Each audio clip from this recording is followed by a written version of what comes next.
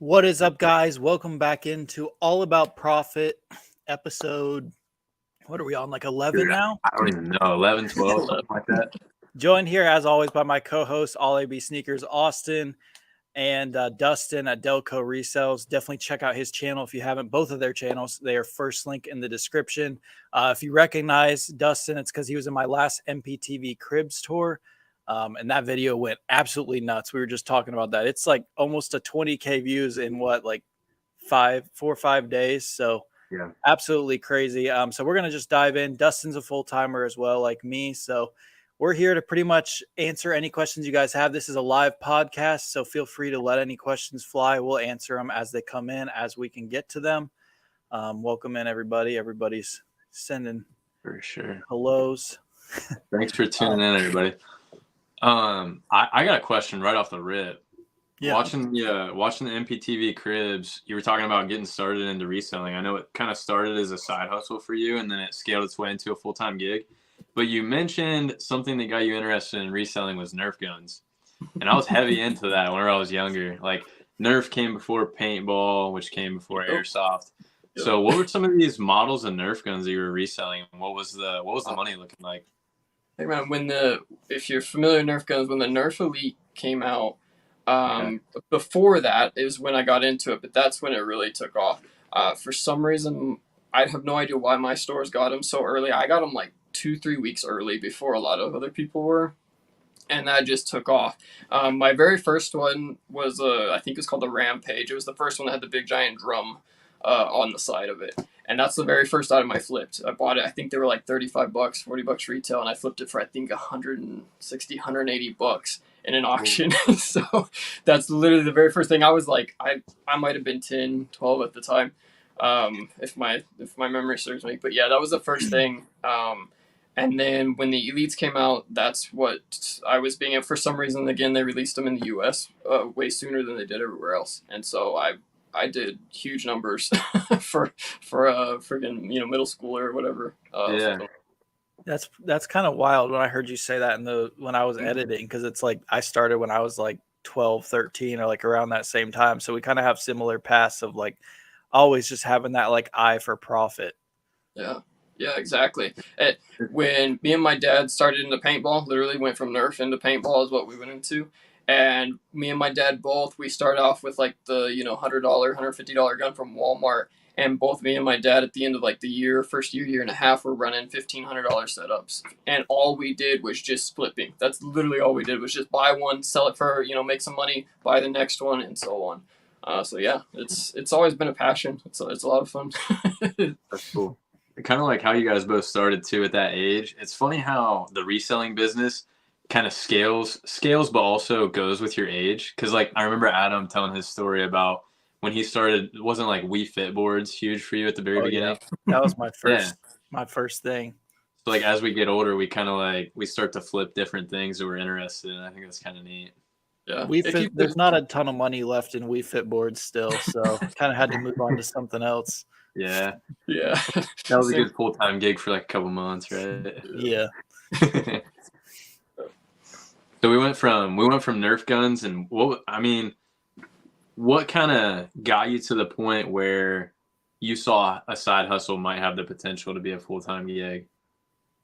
Well, back I mentioned when we first started doing the Amazon liquidation. That's when I really kind of took it as something that might be full-time, and that was, I don't even know how many years ago. That would have been back in 2015, I think. How old are you now? I'm sorry? How old are you now? I'm 28.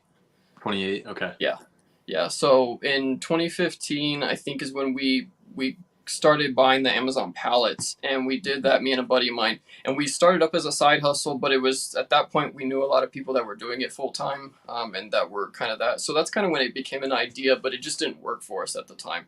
Again, we were 60, 70-hour work weeks just didn't add up.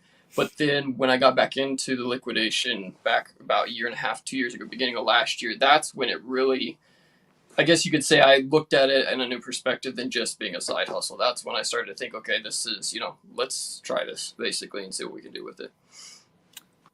Dustin got a question. Dustin, would you ever get into reselling airsoft? No, I don't think so. That's you got to run through. Nerf guns was pushing it with that. You run into some Oh, I stuff. know. I feel like airsoft, you're gonna get stuff pulled, right? Oh yeah, yeah. Probably, You yeah. got to be real careful with that stuff because it looks so similar, and that's what gets you in trouble. Big But yeah, inspiration, Mr. Delco from Rubio, the man. I didn't even know that there was a market for Nerf stuff, but so it was mostly international Thank stuff, you. though. yeah. So there were kind of two sides of it. One of the things was getting the brand new stuff that had just come out. I mean, I was selling. It's just like anything else. If you get it first and nobody else can get it, they're gonna pay up for it. But then it's transitioned once that month or so of heavy sales came in with that, you could transition it into selling them overseas. I shipped so many packages overseas, going to Japan. Israel was a huge one for some reason. A lot of orders from Israel. It was just these really random markets, but nobody else was going for that. It was that niche on eBay at the time. So I was selling them for. I was probably making $20 to $30 over the next guy selling them, even with the international shipping and stuff like that, just because they couldn't get them. It wasn't offered. It wasn't something that was offered internationally at the time. Wow. It'd probably be even better now too, because the margins are a little bit better with the international stuff. Like the buyer's paying up rather than the seller. You're probably paying up for shipping. But I think one of the things that kind of separated it for me was nobody else wanted to do it then because the international program wasn't there. So I was paying the $60 for shipping. I was packaging them up and stuff like that. So I'm sure there's still a market for it, but I think a lot of people have captured that market without even meaning to with the international program. And it's just like everything else in retail or reselling. It's you find a niche, it's not going to be there forever. Sure. Yeah, you wonder how much if you would have like gone more in on stuff, not just Nerf guns, like other areas. Like I bet there were people at that time like making bank just selling stuff overseas before the program even came into effect. For sure. I mean, I had no reason to look into it at that time, but now seeing it as now, oh yeah, I'd have been all over it, just trying to figure out what other brands or whatever it was that would be hot. Yeah, for sure. It was definitely harder back then to know. Nice. It was definitely harder back then to know what was hot overseas because really it would have been hard to tell like what products other countries didn't have that we did. Now, I mean, social media, you can see and know everything. What's up, Puerto Rico? Let's go. I went from 7 sales a day to 1 sales every few days, and I list every day. Check your older listings. You probably have a lot of stale listings if that's happening. You probably have stuff not priced correctly that's just been sitting, so you need to pull those down, sell similar, and just make sure that you're buying good sell-through items, which if you were selling 7 items a day, you were. But it's also the time of year. Like sales are going to be down now. They're going to start picking up in like September, barreling into Q4, but now is probably the slowest time of the year for most people, July, August. Yeah, how are you guys? You guys agree? Yeah, I agree for sure. My eBay slowed down a lot, but what are you guys' sales looking like right now during this slow time? Mine's honestly. Oh, go ahead. No, you're fine. I was waiting for you. Okay, I'll go. Mine are honestly the best I've ever had this time of year, but it's also been how many years like in this game and kind of just always buying stuff that's in demand so that I'm always having something to flip and then always thinking a season ahead as well so that when that season gets here, I have that stuff as well. So it's kind of just experience and sourcing. Yeah, same. Mine, what's been crazy for me is I've been kind of pushing more into different markets than just eBay. I've been eBay forever. And so getting into Amazon and stuff like that, it's crazy to see how much it can pick up, but it's just fluctuating right now. I mean, I had a killer week last week, pulling in probably some of the biggest days that I've had in a long time. But now this week I've had nothing. Like since Monday, I've had like hardly anything coming through. So it just seems more volatile more than anything. But I think it's evening out to be fairly decent compared to what I've seen, in the past. Yeah, Amazon is very like hit or miss. It's either like I don't sell anything that day right now, or I sell like 5 to 10 FBM items, and it's like, well, all this stuff has been out there for a month. Like, why is it just all selling on this one day? So, but I know it's a good sign for Q4 coming. Like that stuff, it's going to be gone. Dustin, what percentage of your business do you think you have on each platform? So it's switching quite a bit. I would say going into this year, it was like 70% eBay, 30 Amazon FBM. Um, but honestly, my numbers right now are almost identical, about 50-50 from Amazon Wow. to eBay. Now I just added in FBA, started that 3 weeks ago, I think. Right, actually, when I recorded the video, was the first week I did it, and that's increased. Honestly, has pushed Amazon to at least 50%, staying right around 50%. It's probably going to push it over that here, definitely going into Q4 for sure. Nice. That's cool. And are you selling boring stuff like Wrench Flips Yeah. talks about? Are you selling like shoes and stuff on there and having to deal with the returns? I am selling shoes and stuff. I'm selling those no markets on Amazon. Now that's not. I shouldn't say that completely. It's about half and half. Okay, yeah. I do find some of those boring SKUs, I guess you could say. I love those. Those are. I mean, those They're are the money. best. They sell the fastest. Yeah, exactly. And it's the stuff that, like, I mean, I bought 2 vacuums the other day, little handheld vacuums. I was like, oh, they might sell. They've sold and they're not even to FBA yet. Like, I mean, just stuff like that is just like, you got to be kidding me. So, but no, I do sell. I stick with like your name brand shoes. Your 3 top names: New Balance, Nike, and Adidas, basically. And then I do actually sell some of the sporting apparel and sports gear and stuff like that on Amazon as well. I have seen an uptick in the returns. Obviously, I mean that's Amazon, but it's not as big of an uptick as I was planning for. So that's why I've kind of stuck with it. We'll see if it gets worse with FBA. That's where I don't know yet because it's still, orders are still going out from my first shipment. So we'll see how it plays out there and kind of go from there with it. I saw your use of space in your for your inventory and packing and shipping and stuff. Where's the returns going? You got room for the returns? Yeah. Honestly, returns I try to process them as they come in the door. I don't get that. Again, I'm not to that point where I'm just getting crazy amounts. I probably get 5 a week, but to be fair, that's not all Amazon. eBay's been killing me with returns. Even the freaking NIDs or the not as described stuff right now is I don't know what the deal is. People have learned. They've figured out how to finesse it. They have for sure. So it's not too bad, and like I said, I deal with it. I process it basically every day when my mail gets delivered. I pick up the item that I got returned, process it. Then I've got a stack of stuff I got to go through and take pictures. That's not in new condition anymore, but other than that, it's you just got to do it now. I would love to save it and do it all at once, but it's just not an option. I've been stacking my Amazon returns up for a video to unbox them all. Probably not the best strategy, but I kind of want to see what I get. After I got the poopy underwear the one time, I was like, dang, I should have pictured this. I should have gotten this on camera. This would have gotten some views. So ever since then, I've got like a pile. I've probably got about 20 Amazon returns right now. I'm about ready to shoot that, but it'll be interesting to see what I get back and all of that stuff. For sure. Sweet. I haven't had nothing scary yet. I've had 1 pair of used shoes come back, and that's it. Everything else literally has been really, really lucky. I'd say probably like 50 to 60% of what I get, you get back in new condition. They just were like, oh, don't want it. Yep. Yeah. We just have like some addictive shoppers or what? Like I've never bought something and I'm like, yeah, I'm gonna return this. Like before I even get it, it's almost like it's planned by people. They just have in the back of their mind that they can return it, so they just buy more. Yeah, exactly. Yep. It's a crutch. What's the over under on sneaker guy freezing? 837? Never, Jeff. Sales have been increasing lately. That's great. Q4. Yep, it's coming. Almost. That's a good question. Good question for Dustin. What's been your biggest challenge with reselling? Not buying everything.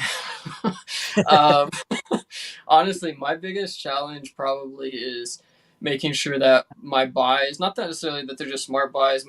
I'm very good with making sure my profit margin's there. But I tend to want to buy everything that has a good profit margin and not everything that's going to sell. So, especially going into the retail arbitrage, that's been my biggest, I guess you could say, downfall. Just buying bad inventory. Exactly. And buying too much. Yeah, buying too much. I didn't need to buy 8 SKUs of that shirt if I wasn't really sure if it would go or vice versa. So I would say that's probably the biggest challenge for me has been not necessarily learning what to buy, but learning how to buy in quantity compared to sell-through rates. And then also, again, selling through Amazon, learning how to determine those sell-through rates on there too. Um, it's just a learning curve. And what's crazy is it changes with every type of sourcing you do. Like I said, I come from liquidation. It's a whole nother story with that stuff. You're buying it so cheap anyways, it doesn't hurt you to, make a bad buy on a few items. But when it comes into retail and online, that's, you can type a lot of money in inventory that's going to take a long time to move and may not be worth it. Oh yeah. And I think the biggest thing, like when you're starting out in retail and online, that I would recommend to people is buy 2 or 3 of everything. Don't buy, like he said, 8 or 10, because like I've said in the past, you can only watch so many videos and see what sells and everything. At some point, you just got to get out there and do it yourself. And while you're learning all of these things, the best way to do that is by buying 2 or 3 of something. Okay, that type of item sells well at this price. Next time I see it, next time I'll buy 5, 7 of them. But don't go all in right away, because like you said, you don't want to just buy inventory to have inventory. You want to make sure that it's good selling items. And you can go off of the research, but you also need to have a little bit of knowledge on what those categories are doing as well. Yeah. What you said about the margins versus the sell-through is kind of cool too. We talk about that a lot, but obviously we haven't talked about it this pod yet. But sell-through and the margins are 2 totally different things. Like if you see an item that might be profitable, or how much you think you can make on it, that's cool and all until you see that it's actually selling. Exactly. Yep. I think that's like Adam says, you got to learn that process and learn what sells and what doesn't. But it's just crazy. A lot of people don't understand that either. It's not the fact that, you can't make that money. And like Adam says, you talk about having, long-term holds. There's a difference between a long-term hold and an item that's just not going to sell at the rate of return that you want. And I think that's key. You'll get your money back out of that item. You'll make the profit, over over a long period, maybe a year, 2 years. But you kind of have to make sure that that's worth the amount of return on that item versus something that you could have invested that money in and have it sell quicker and have it, make that money back for you. That way it's not tied up, for sure. Go ahead. Question. I was going to say, we got like 5 questions to roll on. All right. How many items should I list today starting out reselling? However many you can. That you're not going to list like so much one day that you don't have anything to list the next day. Like depends on how much you're sourcing. Even if you're just listing 1 item a day, that's better than none if that's all you're sourcing. But if you're sourcing 35 items a week, list 5 things a day. That's all it depends on. Yeah, for sure. Have you ever gotten ungated using an Amazon business account for invoices? I haven't. I'm not much on Amazon. Amazon's like 1 or 2% of my business at this point, but I have heard of it working, and Arbitrage Garage talks about how to do that all the time. Yeah, same. I've never used it. I think I've tried it once, and I bought some stuff for it and found out I was ungated anyway. Stupid move on my part, but I've done that. But yeah, I've never had to use it yet, but I've heard it works for sure. I always just use Kohl's when I need something. Hey, what's the order you guys will take if you're starting Amazon? Personally, I did RA and OA, then wholesale last. Definitely RA first. Way less risky. OA stuff tanks way faster because unless you take stock on it, like someone else is going to find it and they're going to tank it. Yeah, for sure. Yeah. If you guys have a bit of cash you made reselling items, should you spend most of it for Q4? I personally put a lot of my money back into the business, but I think I'm different than most people. I think a lot of people would rather have money in the bank spending money. I'd rather have money in inventory because I know that's appreciating, whereas cash in the bank is just depreciating. So yeah, I'm all summer long. You guys have been in bread and butter like all summer long. It's been crazy the amount of clearance events that there's been, and I don't think I've ever stacked up this much inventory before, but that's just great investments. Yeah. Your money's not doing anything for you sitting still. We've talked about that before with scaling your business. If you have $100 to start a business if you don't reinvest your profits in your business, then your business is never going to grow. Mm-hmm. You always The got only way to truly scale is to put everything back into the business. Once you start taking a decent chunk out, you're not going to be scaling any further. You're going to be kind of plateaued, which is fine if you're comfortable where you're at. Right. It's kind of hard to put a timeline on it, but honestly, at first, like if you're starting something like this, a lot of people start it as a side hustle. I would almost say that you really shouldn't take any profits right off the rip. You should just reinvest everything you have if you can afford to. Exactly. And look at it as an investment. Don't look at it like, oh, I'm not making any money. You're making tons of money. Look at all this inventory that you've accrued. Exactly. It has value. Mm-hmm. Ivan asks, maybe they already said it, but how long have you been reselling? I've been reselling for 15 years now. You guys? 10 years and a little over 10 years in shoes, and maybe 5. I don't know. How long has it been since we graduated? 5 years? 4 years? 5 years? 4 years or 5 years on eBay, just as a side hustle. Yeah, same. I mean, on and off, for, I think I said 15 years or something like that. I honestly don't even know the exact number for that. But as more of a serious thing, I would say probably about a combined 2.5, 3 years for the past 2 years. And I guess you would say, has been the business portion of it for me. Nice. Do you guys ever have a day during the week when you don't sell a lot, like at least one day of the week? I have a down day. How many listings do you have? It really depends on that. Mine are pretty consistent. I mean, occasionally I'll have down days of sales, but I'm still going to make 10 to 15 sales with my 2,300 listings. So it really depends on that. I don't know about you guys. How many listings do you have, Dustin? Do you know? Yeah, on eBay I've got 1,300. On Amazon I think I'm running about 500. I'd say probably about 1,500 unique SKUs is what I'm running. And same thing. Like I said, I find more. I have slower days in a row maybe than anything. More of an ebb than just one particular day being slow. I'll be honest, I'm one of the odd ones. My weekends are normally, for some strange reason, very flat compared to even some of my Mondays and Tuesdays. I have no idea what that's about, but it's just it all evens out. It's just Exactly. It's gonna vary from day to day on just what people are buying at the time. My weekends are actually pretty similar to when I ship on Wednesday and Friday. Just Monday's the day I have time to film that video. That's why I film it. But I mean, I might make $200-$300 less on Monday or Wednesday and Friday shipping sessions. So that's just, I've set aside Monday to be my what sold filming day. So that's why I've done that. That's a good question. Where's Delco from? Is Delco in Bread and Butter? Yeah, he's in Bread and Butter. Yeah, I'm in New Mexico right now. I'm not from nice. here, so that's where I'm at for a while. That's why you asked Eastern time. Yeah. Yeah, I have to to double check. Yeah, well, I'm from Arizona too, and so like the time doesn't change, so it messes up. So yeah, I always double check now. But yeah. What time is it there right now? 6:40. So nice. It's 2 hours different. Not too bad.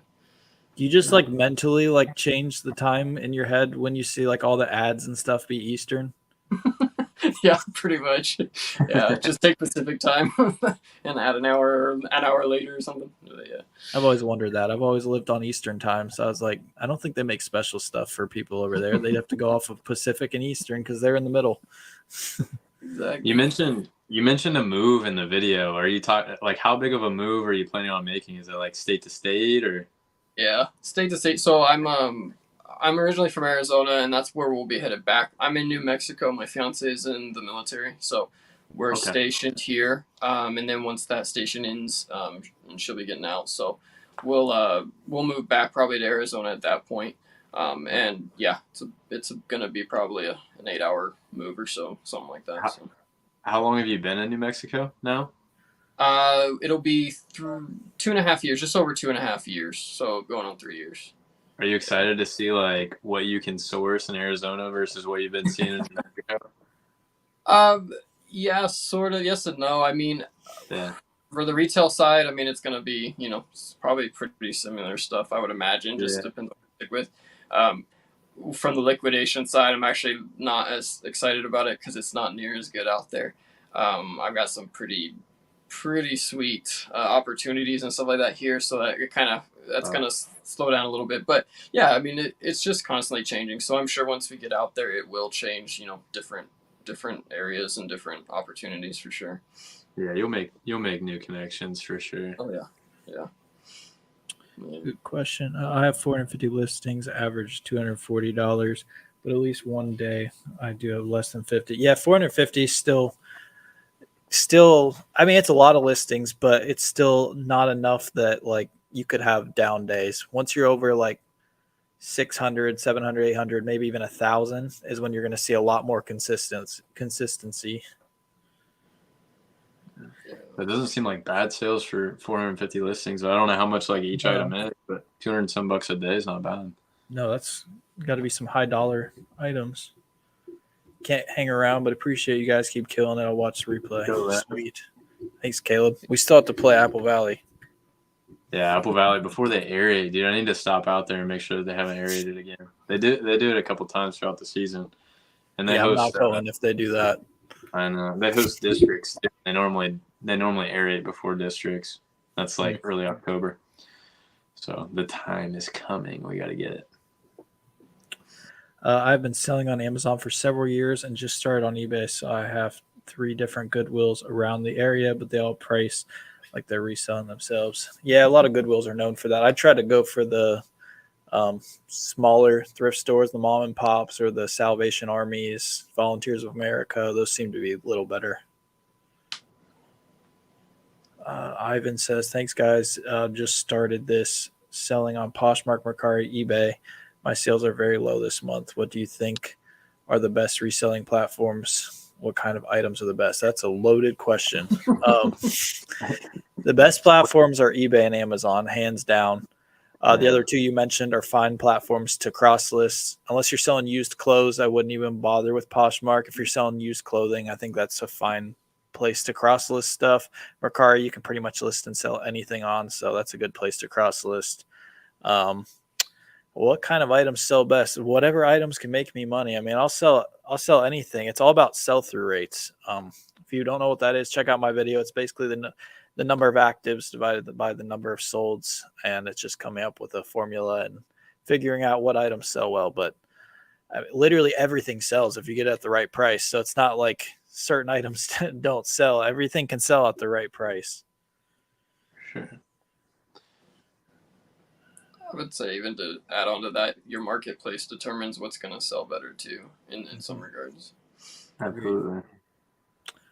What other places do you recommend for sourcing? Yeah, look up your local liquidation places, like we talked about. Places that pour pallets into bins and have $7 a day, $5 a day, $1 a day, 50-cent day. In my upcoming Flipping from Zero series on next Thursday, I hit pretty big at one of those places. So those are definitely worth looking for. The Goodwill bins, if you have those. Any thrift stores are great places to start. Burlington, if you can figure out when they restock. I mean, you're going to have people that hit those like every single morning. So it's not as easy with like the shoes as it used to be, but you can still find some good stuff in the clothes. But if you're looking for lower end or cheaper items to get started and build that inventory, definitely the thrift stores and the bin liquidation type of places. You guys can feel free to add anything to that if you can think of anything else. No, you're killing it, dude. You're put the team on your back, though. I'm trying. They're coming in faster than I can answer them, and I feel like I'm answering them pretty concise. No, you're doing great. Do you do any thrifting, Dustin? I know you liquidation and stuff, but any thrifting? No, I hate used. I'm gonna be dead honest. I hate used. So I've never done thrifting. Yard selling I've done with my family because they love doing it, but I just don't like it. So for me, that's why when the bin stores came into my area, that's what sparked this whole thing. Was yeah, sure, some of that is used and you gotta test it and stuff, but you can find a lot of really good stuff in there. At least you used to, and for some stores you still can. But yeah, I just don't like the used thing, so I kind of avoid it as much as I can. I'm the same way. I know I need to be hitting the thrift stores and stuff for that series, but I just hate it. I really do. So that's why I've been going to bin stores in it, and it's like most people that are starting out, probably the best place is going to be the thrift stores and the bin stores, but I'm probably just going to stick to the bin stores because I feel filthy walking out of the Goodwill bins. Yeah. I feel like it puts you at an automatic disadvantage whenever you're listing used inventory too. I don't know. That's just me. It's crazy. I've got a cousin who does this full time as well, and she's only done used clothing and shoes from Goodwill bins and thrifting, and we talk all the time. And it's two totally separate like kind of areas of the business, but yeah, it's just she does great with it. Of course, their profit margin or their cost of goods is so much lower than ours, and I think that's what caught my eye with the liquidation is your cost. I mean, I had $10,000 worth of inventory and had so many SKUs versus what that'll buy me now doing retail. So it's a good way to start. But yeah, it's just not for everybody. I mean, just like the bin, she can't. I don't think I'm not going to talk for her, but we've talked about it before, and she can't. She doesn't like the idea of the bins. So it's like, or the bin stores themselves instead of the Goodwill bins. So it's kind of, it's your personal taste, I think. What do you think about the liquidation? You talked about it a little bit in the MPTV Cribs video. You think it just kind of became too mainstream? Yeah, it became mainstream, and the thing with it now is that the companies that are liquidating the product have realized, I think, just how much they could be getting for it. It was literally people used to get paid. They would pay them to move it out of their warehouses. Hey, we'll sell you all this for $500. Just get it out of our warehouse. Where now I feel like companies are really starting to realize that they don't have to sell that. I mean, you look at Amazon and what they've done with their warehouse deals, and just how much that's expanded just in the past 6 months to a year. Some of the stuff we were finding in bin stores are never hitting the liquidation pallets anymore because Amazon has put more into that. They're offering it to sellers now as an FBA or as I think a wholesaler. You can have them recondition your items to make sure it's good and put it back on the market. So it's going to change. I don't think it's ever going to go away, and I don't think there's ever not going to be profit in it, but it's not going to be that crazy stuff that became super popular, especially during COVID. Yeah. All right, we got about 15 questions now. I'm gonna go on a little run. Which one was it? Oh, here we go. Wait, I already did that one, didn't I? Does listing make eBay promote your items? I have 28 listings trying to get up there. It doesn't necessarily make them promote your items. I guess you might be able to say that, but it has been proven by a lot of people that listing every day does like boost your sales. So I guess theoretically it boosts your listings in the algorithm. 28 listings, you're definitely going to see very, very sparse sales, but keep on hustling, keep on getting those listings up. Go to the thrift stores, go to garage sales, like we talked about, the bin stores, and get that cheap inventory up. I'd say it probably takes, I don't know, just from experience, just because I'm at like a smaller scale eBay store, you got to if you get up to about 100 listings, you'll start to see maybe a little bit of consistency. Yeah. And then it's hard to stay at 100. Oh, for sure. Yeah. Once you start finding good sell-through items, it's tough to keep up. Like I've been trying to scale my store to like both of my stores to 2,500 total, and I've been stuck at like between 23 and 2,400, and I can't. No matter how much I list, I can't get up there. I mean, it's a good problem to have, but yeah. Yeah. Well, you're getting better at sourcing and stuff too as time goes on. So all of your inventory is, it's getting better. It's turning over quicker. Next question. When scaling, do you guys give yourself a certain date to scale and certain amount of listings? I wish it was that easy. Yeah, I mean, when you're scaling, you're still kind of really learning what works best for you and what items to buy. So I don't know that you necessarily can set like a certain amount of listings that you want. Dustin can probably speak more to this because he's currently scaling.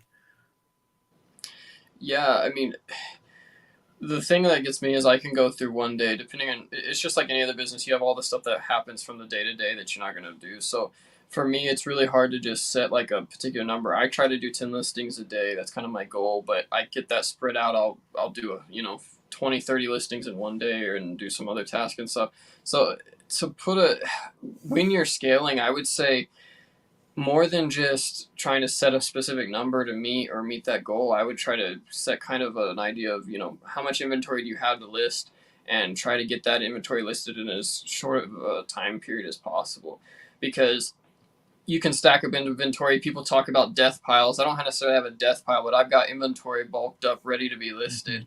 I don't want to get that pile to be way more than what I've got listed because I'm sourcing every day. So your goal is to get that pile down, and then, and to kind of replenish and keep that going. You'll never get to the end of it. You shouldn't get to the end of it, in my opinion.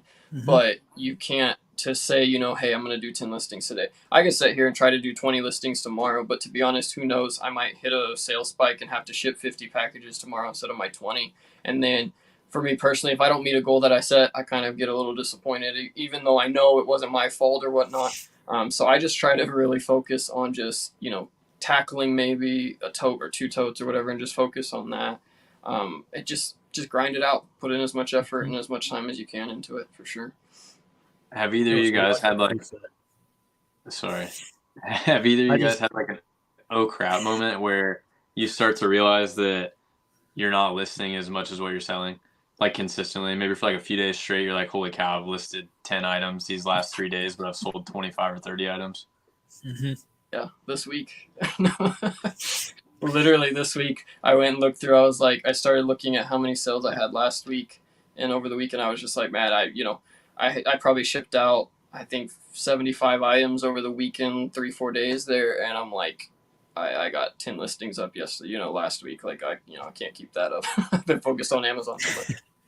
I feel like it almost comes like, say you like list a lot now, then I feel like in 2 weeks you're going to make a lot of sales, and you can kind of slack off that week, but then that weekend, 2 weekends from then, you're going to feel it. Like, I feel like that's how far out it is almost, because I've done that too, where I've like grinded a week and gotten like 150 listings up, and then you really see that pay off like a couple weeks later. But like he said, just trying to stay consistent in whatever you're doing, like weekly. It's tough daily when you're running this as our full-time jobs, because like he said, some days we can have a lot more to ship. Some days there's a bunch of sales going on online, in store, so we got to hit those. So you got to have a flexible schedule at the same time. But just trying to get at least something up every day. I'm probably anywhere between like 5 and 25 listings a day. Here we go. 93 listings and 28 sold, almost 800. What is the best percent for promoted ad rate? Personally, I think ad rate's kind of a scam on eBay. I don't go more than like 2.5%. I think it's just a money grab, especially now they're like telling you to promote it at like 15%. That's whack. That is so whack. They're already taking 15% of the listing. No, they're going to take 30%. Oh, man. Yeah, 28 sold on 93 for $800 is pretty good though. Everybody posting these numbers. I mean, this is pretty good. You guys definitely have a lot of potential. Just keep scaling. Do you think eBay suppresses listings if it's been up for like 5-6 months and isn't getting any watchers or anything? Yeah, it's going to be way down in the algorithm.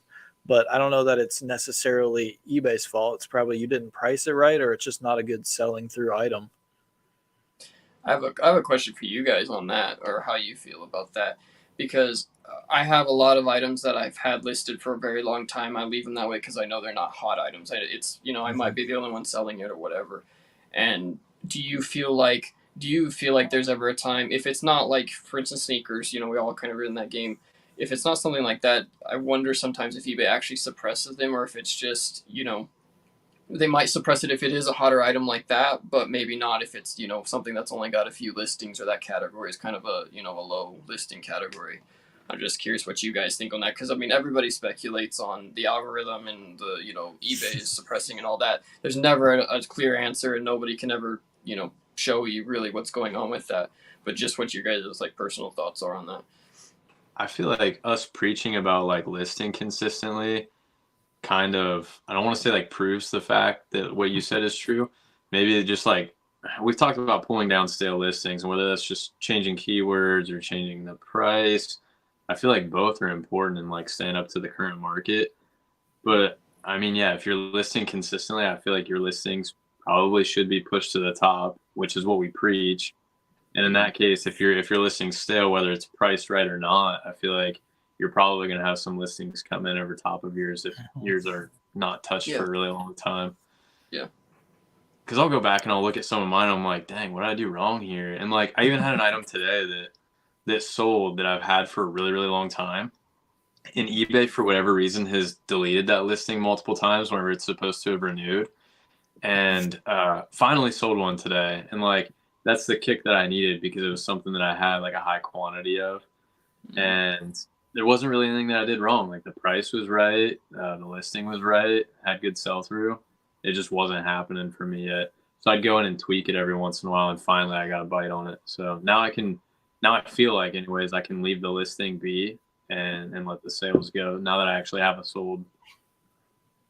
Yeah, I'm sure it happens occasionally. I think I noticed on a lot of my stuff, it was before I really knew exactly what I was doing with some of it. So I usually messed up on the ones that it wasn't wrong. But I definitely have had a couple like Austin where it's like, this definitely should have sold. Like what happened? Then you end it, sell similar, and boom, it's gone. Just change the title a little bit. So I definitely could see it happening occasionally, but it's not like it's happening all the time. Yeah. Or I'll go back and I'll be like, dang, I didn't do anything for any of the categories for this item. Like I totally screwed myself there. And then you put that stuff in and then you'll see like the view. I wish the views and the watchers were actually right now. Because the watchers are, the views just aren't. Right. But like seeing those views, I was like, dang, okay, now I just need to make sure that I have like some sort of interaction with my listing and I'm good. Like that's how you can kind of tell yourself that you're doing it right. And now it's a little bit harder. Mm-hmm. We have a lot of messages to catch up on. Cool. It's a good problem to have. After we get through these questions, I want to ask Dustin about the way that he stashes his shoes in his inventory because I thought that was one of the coolest parts of the video. So don't let me forget. I won't. Thanks for the advice. There's a new bin store. I'm afraid I'm just going to grab everything that's cheap and get stuck with a death pile. I think I need to get more experience. Don't just grab things you think are going to sell. Grab things that you've researched and see are actively selling. That's the thing I think a lot of people don't get. They think that we're just like grabbing stuff. Oh, this should be able to get $25. This should be able to get $30. No, this will get this because it's selling for this currently on eBay and Amazon. You're checking and you're doing the research. You're not guessing. And there's plenty of money to be made at these places, these bin stores, like even on 50-cent day, 25-cent day, whatever it is, because 3/4 of the people that are sourcing at these places are just buying stuff for themselves. So it's not even like it's like flooded with resellers. So there's plenty of money to be made there on every single day. Yeah, resellers are there the first day. I mean, it's almost 95% of the resellers that I know that do it are there the first day, and that's what everybody thinks. But like you said, there is so much stuff. I go in there on $2 day, $1 day, and I'll clean up on high quantity stuff. I've gotten some crazy deals. I've made tons of money off of shop vac filters that I pay 50 cents a piece for. Filters, dude, filters have been flying for me. Yeah. It's crazy. So there's always profit in there. But yeah, like the original person said, you have to comp that stuff just like you do anything else. You retail. I spend more time comping in a bin store than I do actually buying or looking through stuff. I'm comping every single item that I pick up. You know, you'll get those few things, like you said, the filters and stuff. You'll start to recognize some of those things, but most of the time you can grab all those and not have to comp every single one. But you still comp it to make sure that brand or that style or whatever it is still there. It's just as important. There's millions of different brands and types of items at those places. So no matter how much you go, like you're still going to find pretty much all brand new stuff every time that you've like don't understand the markets on. It's not like walking into a Burlington and be like, oh, there's a pair of Nike cleats. That's a W. Let's pick that up. What you said about people lining up and hitting it first has got to be true too. Because Adam sent me a snap the other day. He's like, these people are lining up at the bins, and I'm about to clean it up. They're all lining up first. They were there like 10 minutes early, and I just walk in after all of them and get all the good stuff. The bin stores that I go to are huge down here. I kid you not. We're talking, half of Walmart-sized buildings or even more. And there'll be 300-400 people in line to get on the first morning. And the only reason I even go anymore that early is because I want a shopping cart. Like that's the only reason I go. I'm not going to go stand there. Because like I said, I've stood in too many lines, wasted hours of my day just to walk in, have the people that walked in right behind me grab something I looked over, as I'm walking down the aisle. So. I thought you were going to say you just went for the entertainment every week. Oh, there's that too, for sure. You guys ever see any fights break out of these bin sales? not throwing punches, but let's just say it gets heated. You got Get a people little stepping in frisky. between others. Yeah, Yeah. It's people like don't like cutting. It's worse than school. like the Black Friday tension. It's Oh gotta yeah, be somewhere. Yeah. yep, for sure. One more. Do you know when Kohl's does the 85% plus 50% off clearance event, how many times a year? They just finished the one. It was the 14th through the 22nd of August. I got that video coming out in a couple weeks. It's usually every like 2 or 3 months. I've been listing 35 to 40 items a week. About 40 to 50% on average of that is selling a week. Wow, that's insane sell through. You're buying great inventory. Holy smokes. Or tanking, one That's of the two. exactly price. No, I don't think. No, I know recon. I don't think recon is tanking. My goal, just buying really good sell-through items. My goal is to try to get 500 listings by the end of September. Scared I'm gonna. Yeah, if you're selling 40 to 50% of your inventory and you only have 400 right now, I don't know. Getting to 500 is gonna be tough. You're gonna need to source like 100 things a day because Q4 is gonna be like 70, 80% of your store. Yeah, you might need to spend like a week or two just sourcing and not even worrying about a listing. Wait for some bad weather and then sit inside and list for a whole day or something. Mm-hmm. Where can liquidation places be found? Google, Facebook. Facebook is where they're all going to promote everything, but you can find them on Google too, just by simple Google search, Facebook search with your city, and that they're everywhere. They're near you somewhere. I live in a really small city and they're around me too. Just make sure you check on the reputation of the place. Yeah, everyone's got reviews. Mm-hmm. Go in and talk to. If you find one, go to talk to the customers in there. They'll tell you where all the rest of them. For sure. Yeah, they like to brag about where they're finding stuff. Yeah, I don't, but no. Yeah, exactly. Does free shipping increase sales? It's not like it's proven to, but I would honestly say probably because eBay, some people have it in their filters to only show free shipping. So you're going to be hiding your products from those. I think either way you do it, you should view it as a total price. So items have trending prices on eBay. You're going off of those trending prices. If something's selling for $40, yeah, you could sell it for $30 plus 10 shipping, but why not just do $40 free shipping? And just make sure you know how much it's going to cost to ship. I mean, most of the stuff I sell like shoes and under. Shoes I know at worst to California are going to cost like $11. But usually they're going to cost between like $720 and $850, somewhere in there. So you can really build that in unless you're selling like massive stuff. And then that's when you should really just think before you buy it. It looks cleaner, in my opinion. I think listings look better with free shipping. Buyers don't want to have those like added costs. We get hit with enough stuff nowadays between fees, shipping, tax. They want a clean cut number. And definitely don't do calculated shipping. There's no way to like compete with that because it could be anywhere from like $12 to like $150. And it's like you're not going to compete with people that are pricing within the market by doing calculated shipping, even if you're pricing less than what they have it for. Yeah, for sure. Q4 is coming, baby. It's going to be my first night site. Get ready. Hope you have something left. Most people after their first quarter four are like, dang, I wish I had more stuff because I ran out.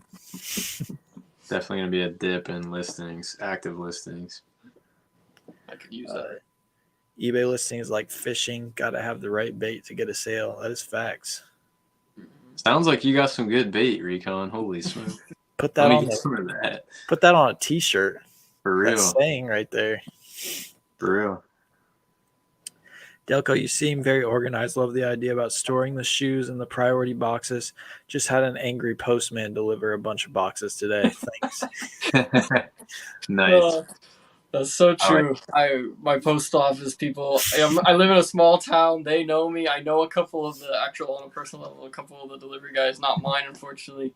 And yeah, I tell them all the time, I know you guys know who I am. Like, I know everybody talks about it because I've had them fully fill one of their things with shoe boxes, like literally almost the entire thing filled up with them before when I first started this. And I know the guy hated me. He was cool with it, but I know he was like in the back of his mind, he was.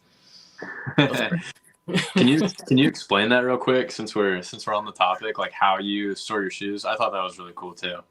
Yeah, it's a pretty I mean, it's about as basic as you can get as far as an idea. But what makes it nice is the free boxes. Happen to have one, of course. They're all over. But the Priority Mail shoe boxes, I mean, they're free.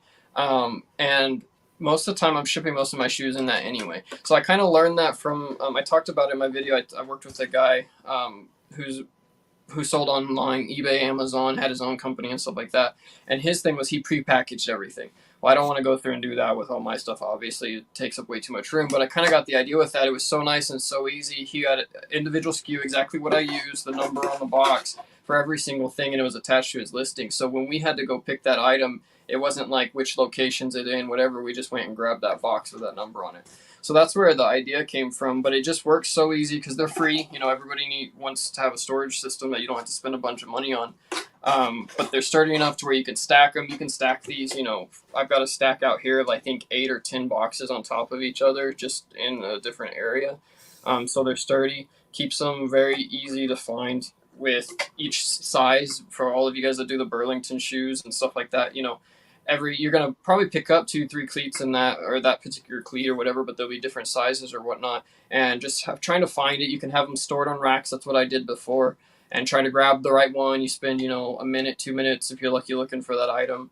Where this just makes it super easy. So that number that's on the box, you have it in order of however many numbers you have. You know, add that on your listing when your listing pops up. It shows you exactly what number. You go grab that box. I double check the sizes just to make sure I didn't make a mistake, you know, on the other end of it, but it makes it super easy. And it, you know, you can use it anywhere. You don't have to have shelving. Like I said, I've got stacks of overstock right now that I can't fit in my shelving that, you know, you can put anywhere. But it just keeps it organized and fairly simple to find and get shipped out right away. That's sweet. That was going to be my first question about it. Sorry, Adam. That was going to be my first question about it, was if you had like, right now, did you have empty boxes or do you have too many shoes that you have extra boxes laying around from what you allotted for inventory? So, well, and what I do is I just ship them out in that box. So, like, for instance, like, but if I sell it, I'll tape this box up and go. And then I have a list somewhere over here. I have a list of all I just write down a number on a sticky note of that box, whatever box number was. So then when I go to list new shoes, I just grab a new box, write that number that I have listed out, and then go put it in the spot.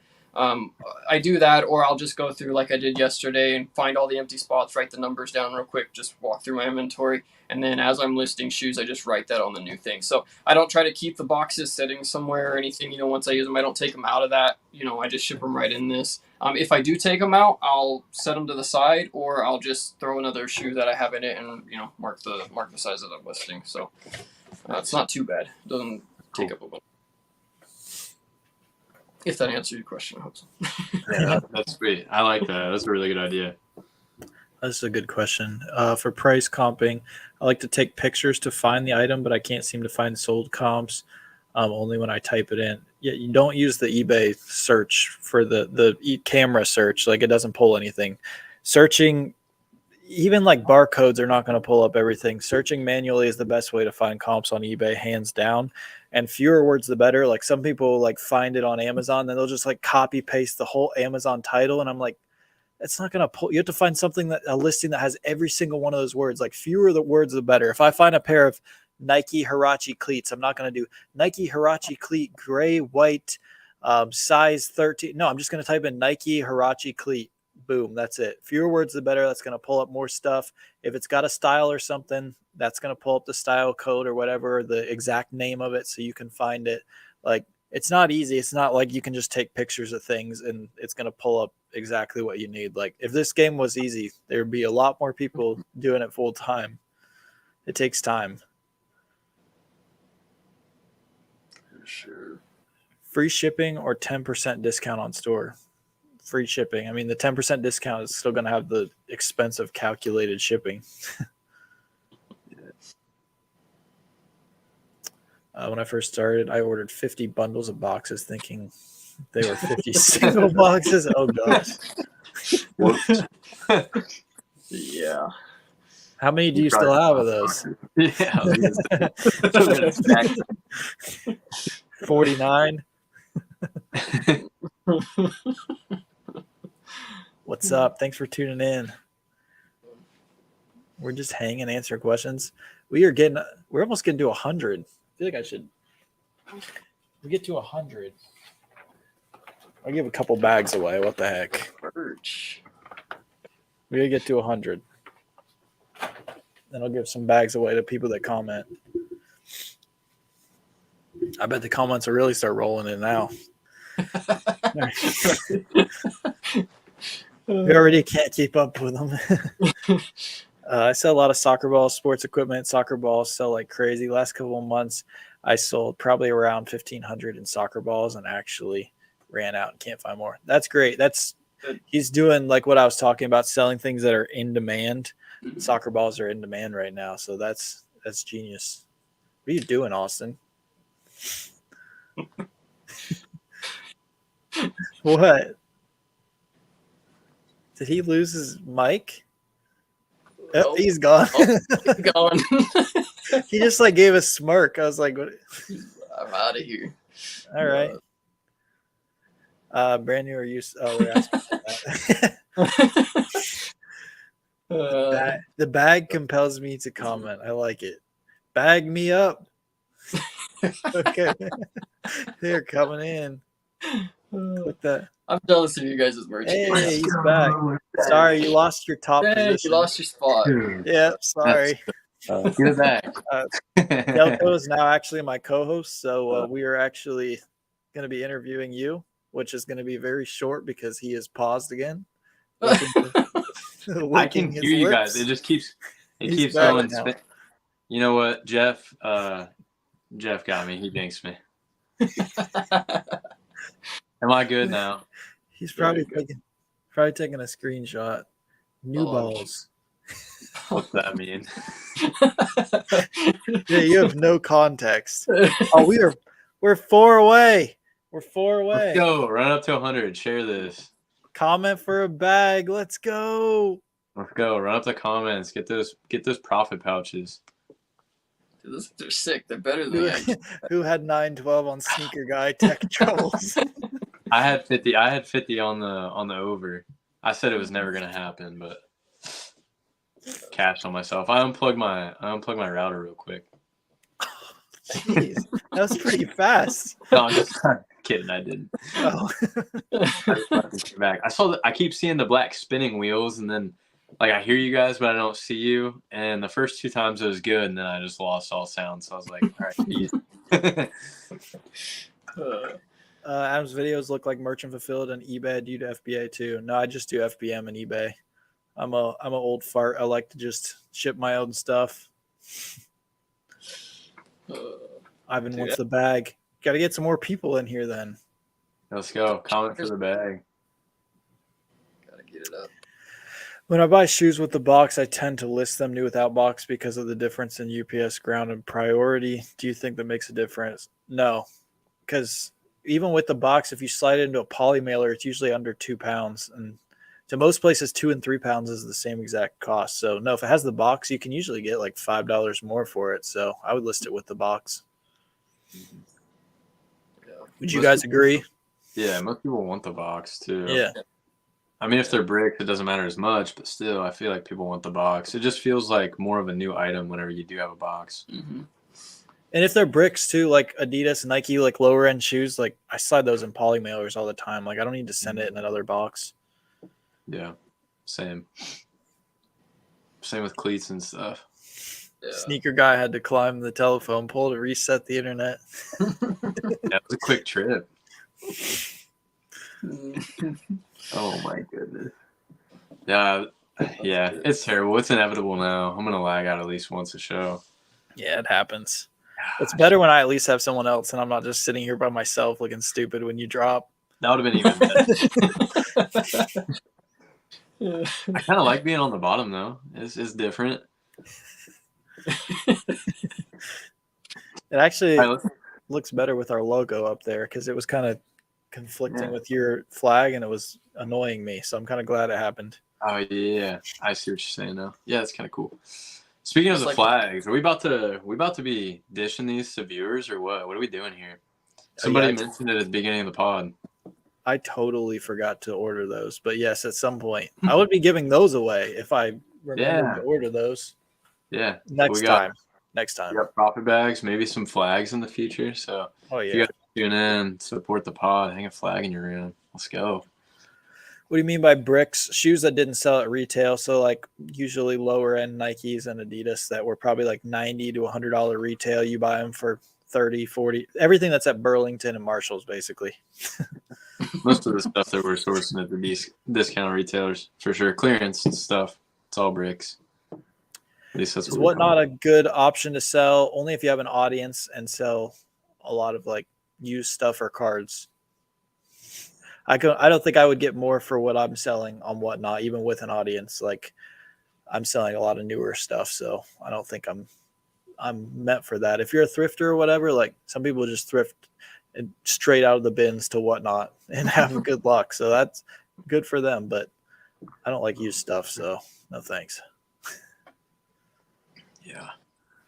Yeah, same thing. If you got that niche item, then or that niche kind of category, I guess you could say, then but it's so limited. I feel like on Whatnot.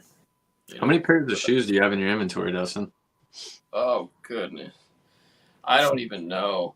You didn't count in the video? No, right? Pause frame. No, no. So my shoebox shoes like the UPS or USPS ones. I'm sitting at like 260. I think is my SKU on that. And then, but new inbox, I mean, between that and like slides and flips and stuff, I got probably every bit of 750. It's crazy. Yeah, I enjoy it, but it just takes up so much space. Like that's the biggest thing with me right now. You're like 30 sitting behind you right now.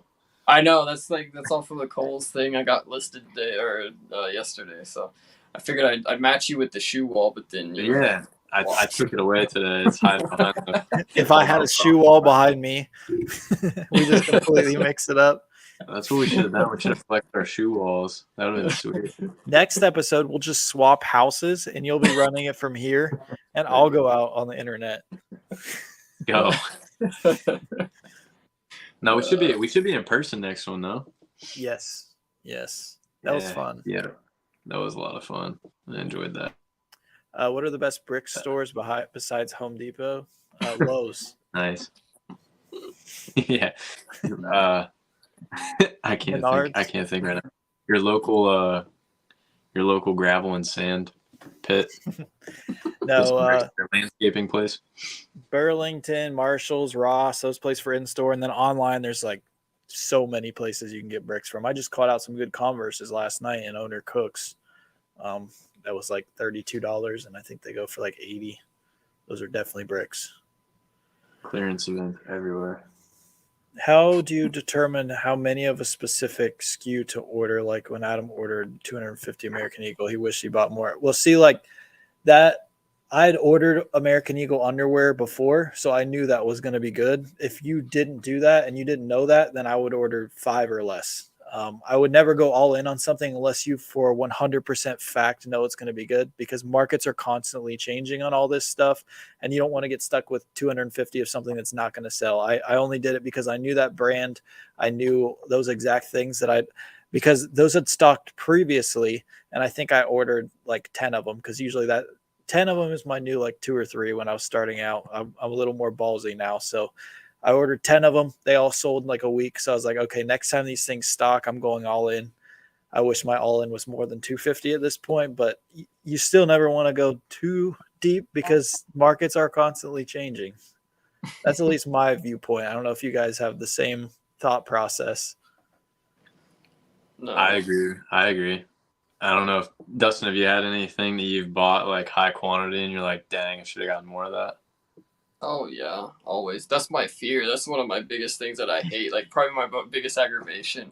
I mean, the Tommy Hilfiger deal that we just did. I'm kicking myself on that one, for not pulling that one in more. So there's the undies. You're always gonna have that.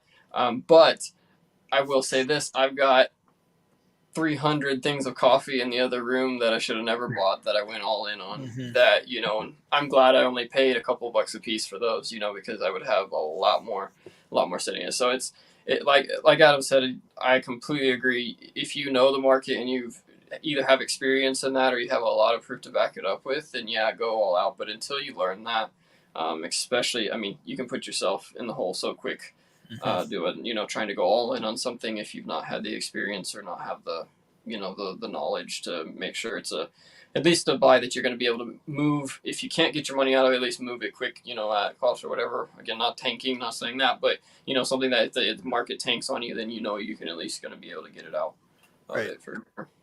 It might make What pulling the trigger on items like that easier too if you look and see like, what the terms are of that. Like if Adam's buying 250 pairs of underwear, he's already going to know that they're a good sounds so seller funny. whenever he's selling like 10 of them as soon as they touch down, right? Because you Yeah. were flipping them so fast. But then like Correct. if they don't move and you look back at the terms and conditions and you're like, okay, I got 30 days to see if some of these move and then I can return them, then it's a safer buy, to pull the trigger to high quantity like that. If you don't have that reassurance, then like we said before, probably only buy a handful of them. You don't want to get stuck on bad inventory. No. It's just like everything else too. Once you learn that, it's a lot easier to pull. I mean, there's some SKUs right now that I'm just waiting to come back, because they will, and you're just waiting For to sure. make that. The Crocs by the the Lightning McQueen Crocs that we did the other day too, that all got canceled. Like that stuff like that, you just know, you learn those and you know what you're gonna do with those, so it makes it Oh yeah. a lot easier, but it's scary. I knew those were gonna probably cancel, but I absolutely unloaded on those in case they didn't. Same here. Dude, Same. who would have known that Lightning McQueen Crocs was going to be the shoe Right. that crashed finish line? Dude, it was crowd control on every single one of those sites. That was absurd. Yeah, I didn't get What? any from launch. The first No. initial like nothing. I couldn't even get in. Only in store. In store was easy. Yeah. That leads us into our next question. What kind of shoes do you guys sell? Any that I find that can flip for a profit. I sell a lot of Nike, Adidas, New Balance, kind of like he said. I sell a lot of Skechers when I can find them, Crocs, all different places. Really, it's not like you can just say like this type of shoe is going to sell because like I said earlier, everything sells. Every type of shoe sells. It just depends what you buy it at. Everything has a market on the resale, so it's all about research. For sure. I'm more in like the hype stuff, like Jordans and Yeezys and stuff. But there's even more markets that we don't talk about here that are kind of untapped. Like there's the designer market. There's other markets as well. Used shoes, I guess none of us are really into the used shoes very much. I was whenever I first started, but it's just tough. Like I said, I feel like it puts you at a disadvantage. So Oh, it's saturated too. So many people go into For big sure. thrift stores looking for shoes. If you want to make the big bucks in thrift stores, it's really in the clothing because that's where people don't want to dig through. Shoes are such a wear item too. I mean, that literally you use them, it's wearing it out instantly. Right. I feel like. And I don't know. I'm a weirdo. I'm not touching used shoes, me personally. So it's kind of one of those things too. Yeah. I mean, new shoes are you get so many pairs of new shoes like very reasonably priced. Like most people aren't wearing around Yeezys for $230. Like you can Yeah. find a nice pair of Nikes at a Burlington or one of those places for like $30-$40. And so why would I pay that for a used? Right. But yeah, I stick to the bricks. That's all I do. Clearance and stuff. I've never bought hype. The first thing I've ever actually ordered from any of the like confirmed or Nike site or everything, or like the Easy Slides. I picked up a pair of those off of the draw the other day. But I've never been a sneakerhead, so I don't know that market. So I've never wanted to kind of jump into it. Besides the Lightning Rocks. I hit on the slides and a pair of the foam runners. I was pretty excited about that. Home Runners is lit. That's a good one. That's a good dub. What slides did you pick up, Dustin? It was the charcoal or Slate gray. The slate or the gray. honey? Yep. The slates are like the lowest ones for a while, but they're still going to be good. I mean, they'll be a good They quick shouldn't flip. restock them for a while, I don't think, right? No. I don't So know before what Christmas. Yeah. Yeah, dude, there's Yeezys just sitting in stock on websites. I've Yeah. never seen it. But the thing is, like the bones and the aesthetics. I just dropped a video on my channel about this week. Just studying the market and what they've done in the past. And the thing is like they've put so many bones onto the market that it's absurd, and they still have continued to come back to a good resale price. And the bones that were sitting online, actually, like, there's only a couple sizes left, if any, now. And the statics had a higher value before restocks than the bones did. So I feel like it's hard right now because none of us have a crystal ball, right? But I really do feel like it's not going to be a terrible buy. Like 6 to 8 months from now, we might be like, okay, I wish I would have bought more pairs. But at the same time, it's like, how long can you tie up that money in inventory? Because it is expensive inventory. Mm-hmm. Do I really want to sit on a $250 investment for 6 to 8 months to make an extra $50? I mean, I could see these bones and statics touching 350, but is that really worth having told on to them for that long? Now, as far as like the slides and the foam runners go, that stuff's Those are stocking up easy. now. It's cheap. It's good quick flips. That stuff's been awesome. No, I agree. There's other ways I could put my $250 to use better than that. Yeah. Now, if you have like a 1,000 pair of hype shoe inventory and an absurd amount of capital sitting around, Thank you. worth it. Yeah.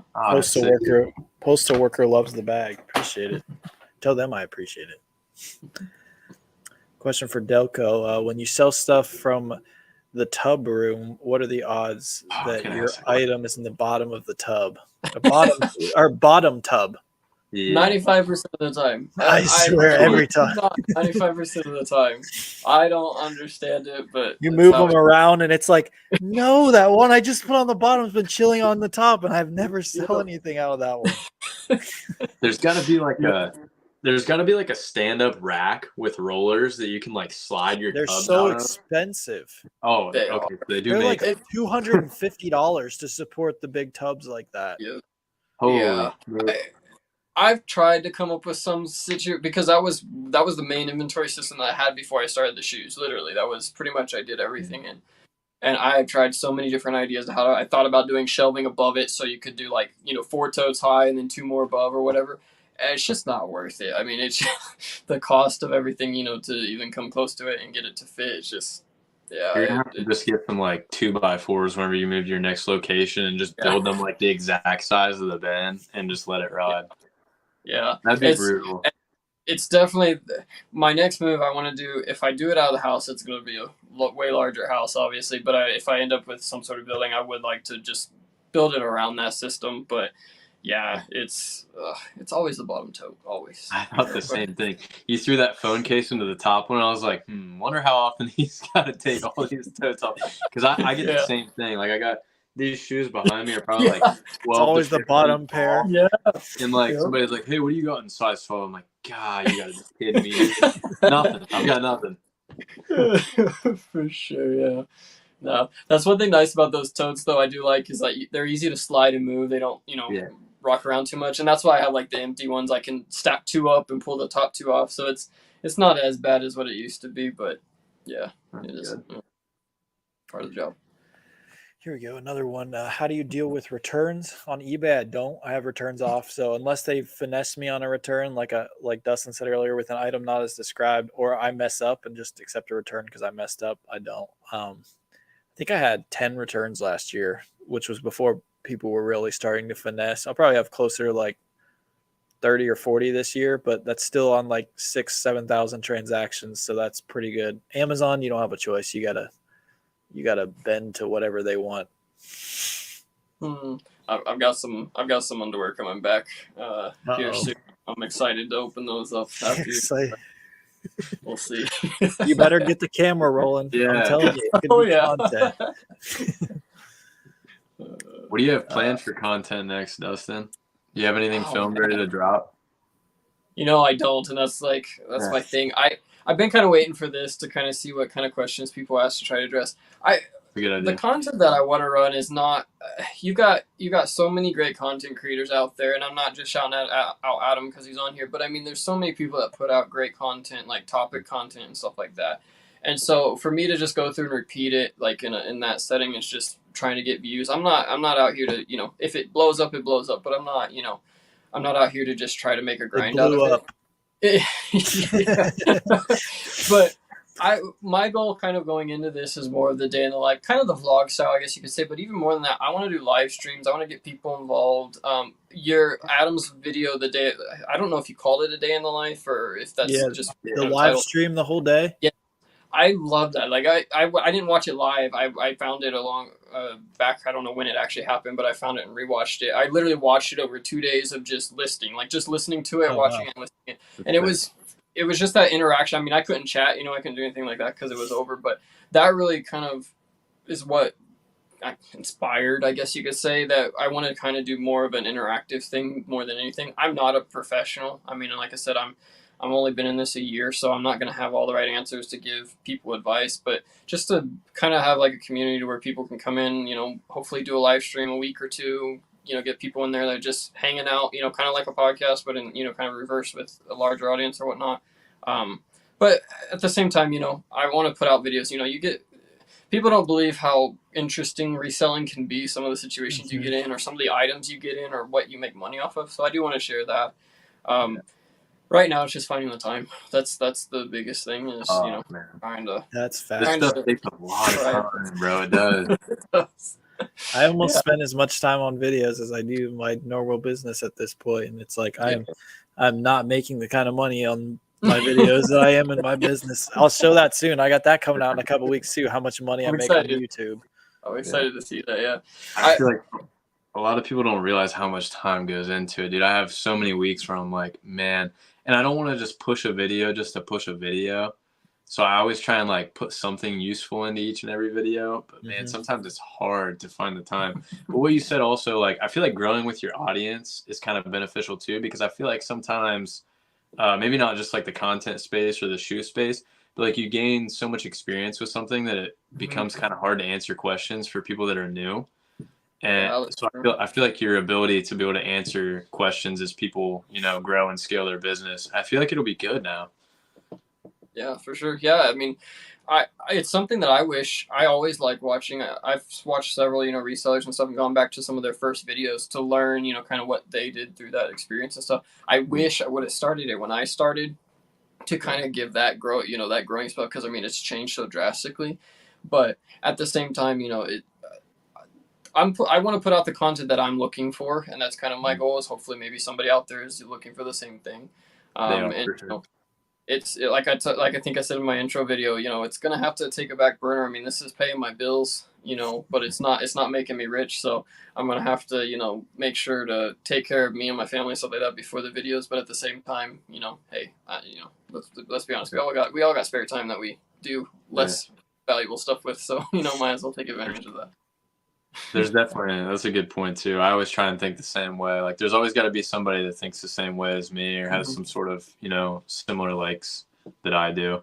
And it's true. So people are definitely going to tune into your stuff. I like your approach to it. So looking forward to your channel. Yeah. All right. You guys have caused me to back up on questions. So let's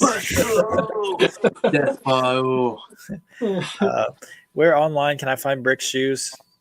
All over the place. I'm calling them out constantly in bread and butter. I mean, it literally just depends on who's running clearance sales at the time. Like, it's not like go to this place and you're going to be able to load up on them all at this time. That's not how it works. You got to find people when they put them up. Coffee giveaway coming next. The Delco Cafe.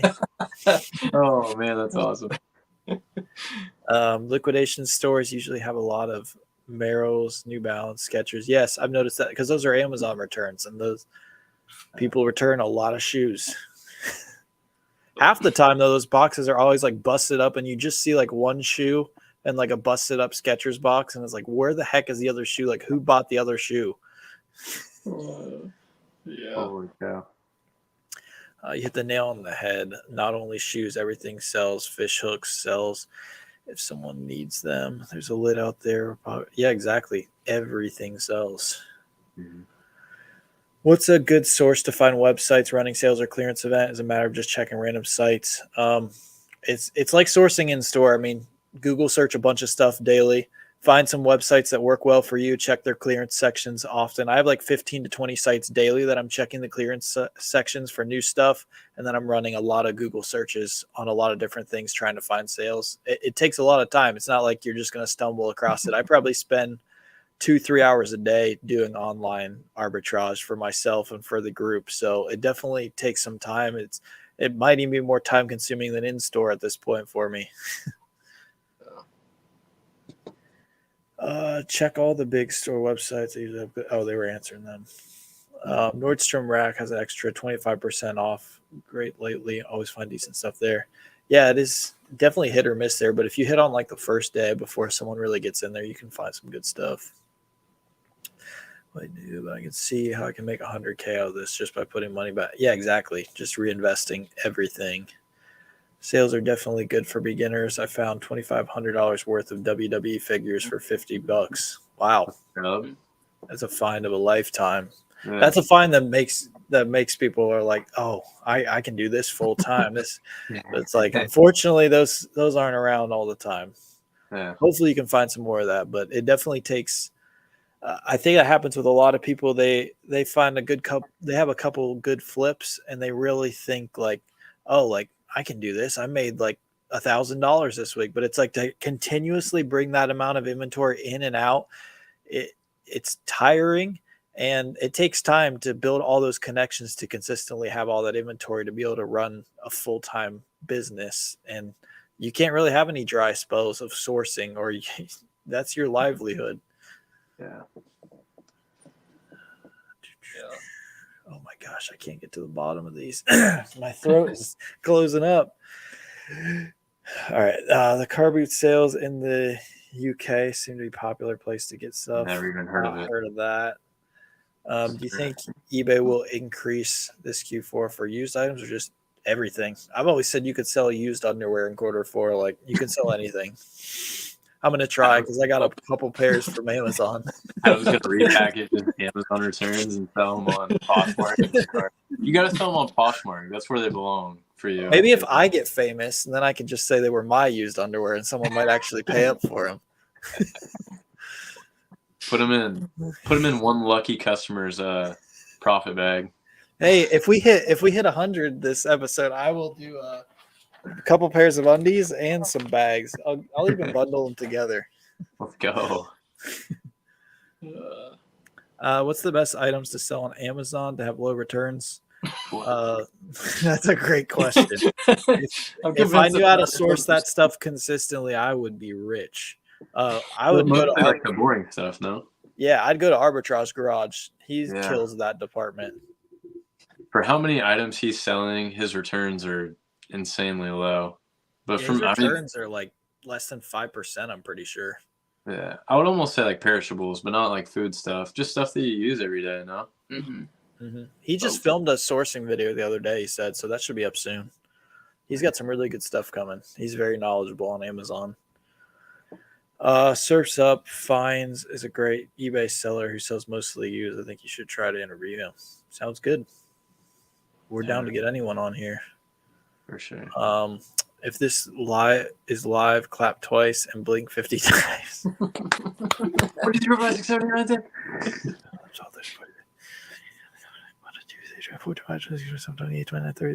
Oh, I was like, I thought you were reading a question, dude. I don't even know what I'm at, but we're close enough. I thought you were reading a question. I was like, I don't see it. No, I was counting my blinks. That was like a book. I shouldn't have done that. Now they're going to tell me to do some random crap. What's the magic number to list on eBay every day, like a minimum? One will do the job. List as many as you. We talked about this earlier. As many as you can. As much as you're sourcing, list that much. If you can only get one up a day, that's better than nothing. The other shoe is always laying on the freeway. Yeah, it's true. Or it didn't get returned with the original return. Yeah, it's usually the shoes in the box aren't even the shoes that are on the outside of the box. They just return their used pair. Should I refund Amazon return myself or let it Amazon refund the customer? If it says like authorized already, then Amazon's going to do it. If not, then I'm pretty sure you have to. But I feel like 90-95% of the time they authorize it. Mine's changed recently, and I don't know what Amazon's doing on the back end. Yeah, I've had they'll authorize the refund, of course, or authorize the return, but like the refund doesn't come through until I get it, and I don't know what changes from item to item because it can be the same item that sells, and somebody will and won't. And Their system. It might have to do with how they choose to return too, as far as drop off or pick up or whatever. I don't know. But I've had most of my stuff recently. I've had to manually refund once I get the item back, which is nice because then you can deduct if they ship it back broken, whatever. Do your restocking fee. But yeah, it seems real random to me right now. Wrench Flips might be able to, or Arbitrage Garage might be able to answer that a little bit better, but it's been crazy. Amazon returns, just Amazon's system in general, like for a company with that much money, their seller app, so glitchy sometimes, like everything on it, like returns like that.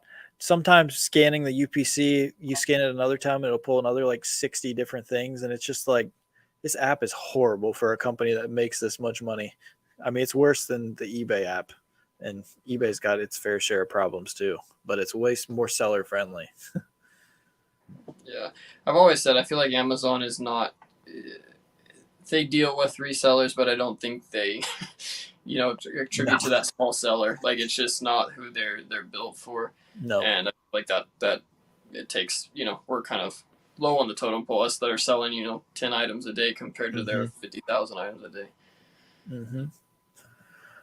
Thank you all trying this lower price model. Been sourcing a ton of Crocs for $8. Yeah, you can't go wrong for $8 Crocs. I don't even look them up at that price. That's money in the bank. Selling 5 items per day. That's fantastic. Great job. Good for you. I've mainly been trying to sell things out of my house. Currently finding a lot of my store does not have a great sell-through rate. Is it better for me to take them down after a certain amount of time? Yeah, if it's like, usually if it's up past like 6 months with like no watchers, then I'll pull it down. And because that usually means it's stale. Some people will even do like 3 or 4 months. I'm a little different. I let stuff sit a little longer, but pull it down, look at the market, sell similar. If it's a really slow moving item and there's really not that many solds, then there's probably not much of a market. So even if stuff is listed at something, if there's no solds at it, that doesn't mean that you're tanking the market if you're going lower, because if there's no solds at it, then you got to just list it at whatever it's going to sell at.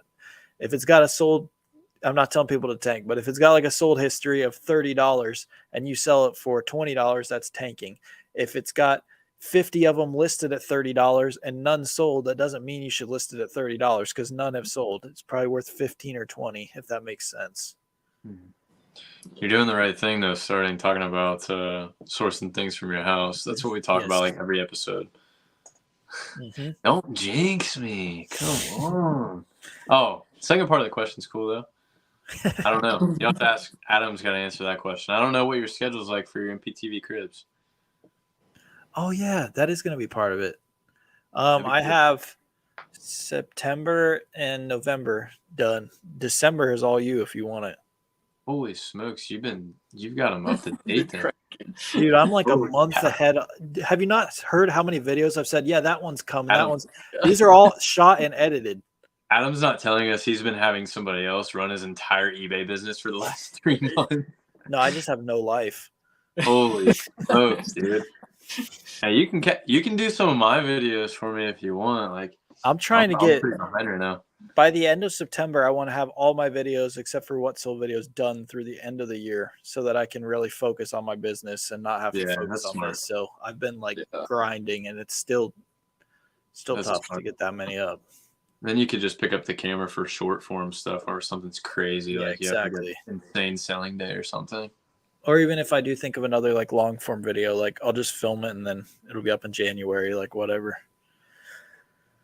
I wouldn't mind being interviewed. I've been doing eBay for 3 months. I've made close to 13K in sales. Probably know about 1% of you guys, but I might be able to give you. Cool. Hit up my DMs. We're always looking for guests. Become a part of the community, dude. Hit us up on our socials and stuff. If you want to do a tour too, I'm always looking for it. I'm doing an MPTV Cribs tour every single month for as many months as I possibly can. I'm sure at some point it's going to be like slim pickings, but so hit up my DMs because I'm going to need some people in the future. Now I've got the next 3 months booked up. Or what did I say? September, October. You can be November if you want, or December, one of those. Yeah, I still need a December. I got to do some cleaning up. You got some time. If you can't figure that out in 3 months, then holy smoke. Do you all still get that small dopamine hit when you find? Oh yeah, every day. That's why we do this. I hit a bin store yesterday, or is either yesterday or the day before on 50 Cent Day, and found this like sealed like trading card game. I'd never even heard of it. Listings were between like $50 and $80. I just sold it for like $70. I mean, it was even a little damaged on the back. That's why I didn't ask 80, but it was like, wow. Yeah, you get that feeling. All that never goes away. If that goes away, you're probably in the wrong business. For sure. I Yeah. love that feeling. It's like a scavenger hunt, man. Every time you find something good. What gets me now is those bulk buys. That's like even that takes that Oh, that hit, like that one item that you find in the bins or whatever, and like just goes sky high after that. It's a hat deal. I've had a couple of deals like that. Pallets of something. That I can move instantly. Like that's why we do this. It makes you feel like you know what you're doing. Like at that point, like Exactly. you see the sales and you're like, I know what I'm doing now. Like, let's go.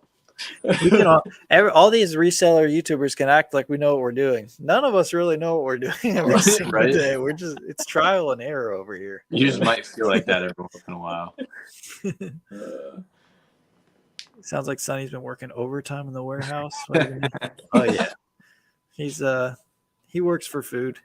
I can say that because he's a dog.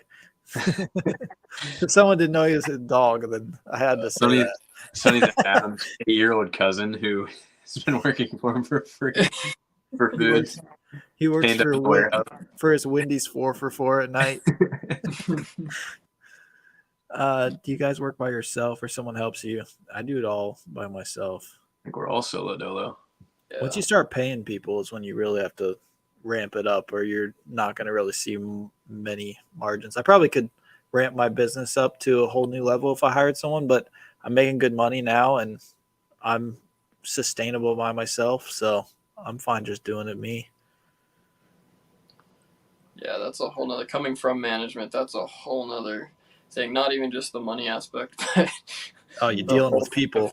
Yeah, it's a whole nother ball game for sure. Because it can really, I mean, even in retail, you hire the wrong person, it hurts you in the long run. But you can bounce back when you've got 50 employees and you hire one bad one. But you got to make sure you know what you're doing and how to handle situations once you start getting employees, because that can tank you faster than anything else.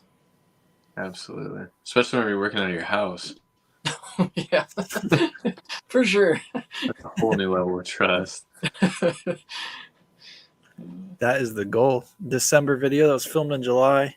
Unfortunately, all my July videos came out in August, so I'm only about a month ahead right now. I don't know if I'm going to be able to get to the end of it by September. We'll see. I'll probably still end up filming them, but I'm trying my best. Adam's taking Mr. Beast's schedule for filming videos. He's got to be 3 months ahead at all times. I like it. What age do you guys plan on retiring?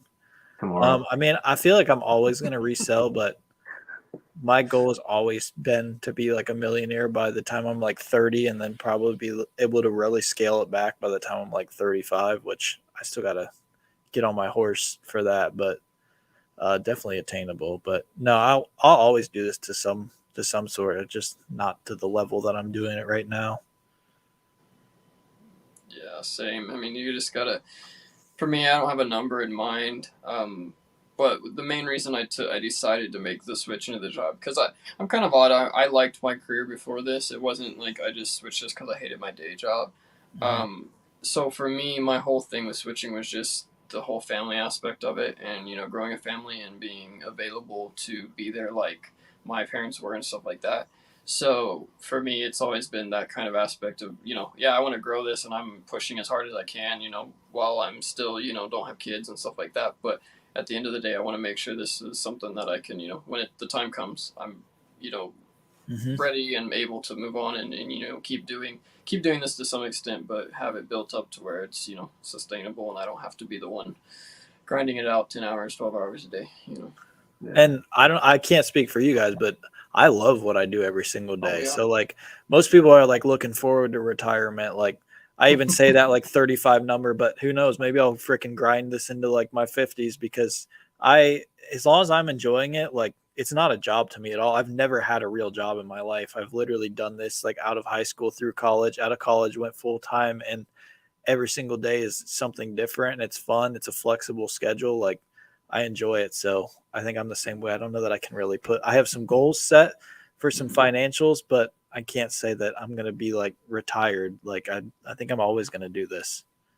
Yeah. Sure. I think my definition of retirement's different. I feel like we might have similar definitions of retirement.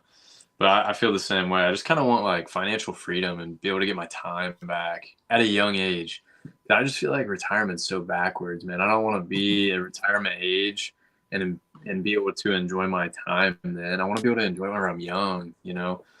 So that's my goal anyways. Hopefully I can generate enough passive or close to passive income by the time I'm like 40, maybe. That'd be cool. And then be able to just enjoy time more instead of working so many hours. For sure. As someone who works full time, such as myself, how many hours would you suggest investing a week into your eBay store? What's a good spot, in your opinion, to prevent burnout? Well, I invest like a lot of hours and I'm not burnout. So I think if you really enjoy it, kind of like we were just talking about, I don't know that you're necessarily going to get burnout. If you are, then it might not be the career for you. I mean, it's not for everyone. I can say that.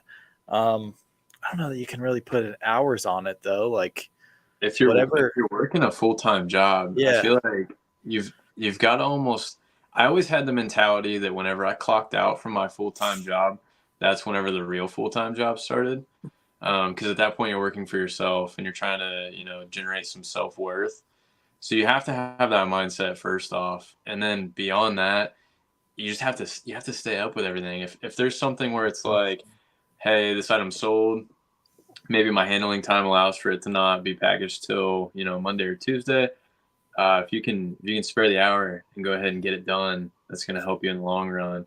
So as long as you have the time, you got to try and spare it. It might be hard at times. I know that's something that I deal with because I'm still working a full-time job, but I feel like probably 90% of my free time goes back into some sort of business related thing, which sucks at times. But if that's what you have to be passionate about it. If that's what you want to do, then you're going to make time for it. I hear people say all the time, like, oh, I don't have time for this, or I don't have time for that. It's like, you don't want to make time for this. You don't want to make time for that. Whenever you start to wish that there were 36 or 48 hours in the day, that's whenever you're running out of time. Yeah, I couldn't agree more with what you guys said. Like, you have to be passionate about it because it's just like every other job. But the problem with this job is if you're not passionate about it and you're watching the clock to when you're done, you're not going to make money. So, like, it's not the same as that aspect. So if you don't have that, it's not going to work out for you. I mean, it's just, you have to enjoy it. And like you said, the whole, you know, having more hours in the day. I have never in my life seen time fly by. I hit my weekends so fast because I am just constantly, and I don't look at it as a bad thing. I tell my fiance, you know, she's in a job that she's not, you know, super happy with at the moment. She's like, oh, I can't wait till 8 o'clock, you know, whatever.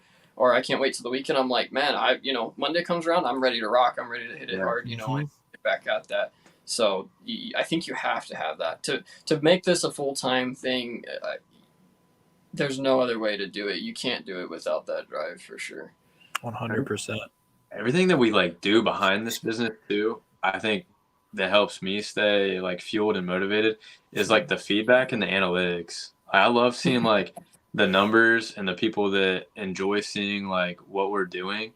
Like this right here, this is something that keeps me motivated to do what we're doing because we come out of this with a good conversation. And I'm like, dang, like I really want to spike my sales. I want to get my listings up this week, make sure I'm ready for Q4. But at the same time, like I know that I need to still do my content revolved around shoes. And it's just like, it's a good kick to get you to do what you need to do and what you need to get done. But I like looking at numbers too. Like I like seeing the sales. I like seeing the consistency. Same thing with content. It's a good question. Thoughts on niching down versus a generalist reseller? I've always kind of been against this. I've been like, sell everything, anything that can make a profit, sell it. Cause you never know when something in that niche that you're like looking at that you only know, like when it may be dry. Like I know some people that just sell shoes. Like right now they're kind of freaking out because Burlington and Ross haven't had that type of stock that they've normally had. Whereas I go in there and I'm still coming out with a cart full of hats or a cart full of clothing because I've expanded my horizons to those areas as well. So I think it's fine to like start in an area and really learn that, but don't be afraid to like branch out to something else that interests you. I wouldn't necessarily recommend selling just stuff that doesn't interest you because it's not going to be fun. Like you see us, we all sell shoes, sporting goods stuff, things that active wear, things that we know, things that we are interested in. You don't see us selling like beauty products and stuff like that we have no idea. Like that wouldn't be fun for me to sell a bunch of like makeup products and stuff. Like, yeah, if I find one SKU at like a liquidation place and it sells, that's fine. But I'm not going to walk into Burlington and look at all the colognes and all that stuff. Like I don't know any of that. Start with one or two areas and then just keep branching out, and don't be afraid to. I've always thought that niching down was kind of a dumb idea to just sell one thing, because you never know when that might dry up.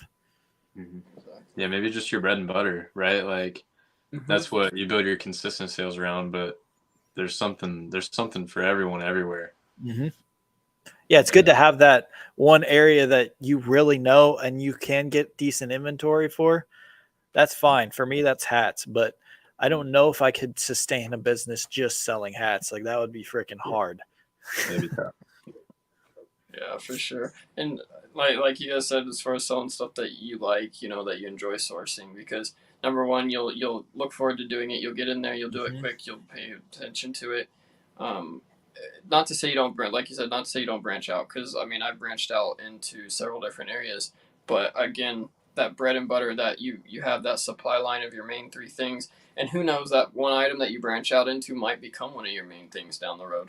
But you still want to have that consistency, you know, to do it and still have the opportunity. Dang, I just got flamed. Wait, Adam's not 30. That's a hard life then. I've normally had people tell me I look younger than I am. Most people say I look like I'm like 17. I don't think you look over 30. That's hilarious. Man. Jeez, shots fired. I know who's not getting the bag at 100. Holy smokes. Was that Labs up in here? That wasn't. Dang. Joey Rips coming with the rip. Joey Rips. Joey, you got to be in every single one of these pods with a roast now. I'm expecting that of you. Next time, bring it on Austin. That's more fun when he gets ripped. I'll take all the smoke. That was awesome. Joey Rips, baby. Let's go. How do Amazon FBA sellers get ratings? Don't worry about it. No one looks at feedback on Amazon. I think Wrench Flips said he gets like one rating per every like 1,500 sales or something like that. Like no one looks at, and when someone does rate you on Amazon, it's usually negative. So like don't be asking for it. Like I think I have 7 reviews on thousands of products sold, and I'm at like 43%. Like no one looks at it. It's not like eBay. And people don't even really look at eBay anymore either. It's like they find something they like, they buy it. They're not looking at the seller. Like people just find something they like and buy it right away now. It's completely different than it used to be. They're not doing hardcore research. Well, they don't have to. They know the platform can back them up, so, you know. Yeah, especially Amazon. Like, even if it's a bad seller, like I'll just return it if they didn't send what I wanted. I'll still return it if they sent what I wanted. You guys think that like the evolution of liquidation ever takes over like what retail arbitrage is right now? Do you think there's a point in time where like some of these retailers figure out that there's money to be made or more money to be made on their discount items, and it kind of like pushes us out of what we're doing? I don't. I think what separates us from some of them is you got to look at how much overhead they have to be able to do what we do on that scale.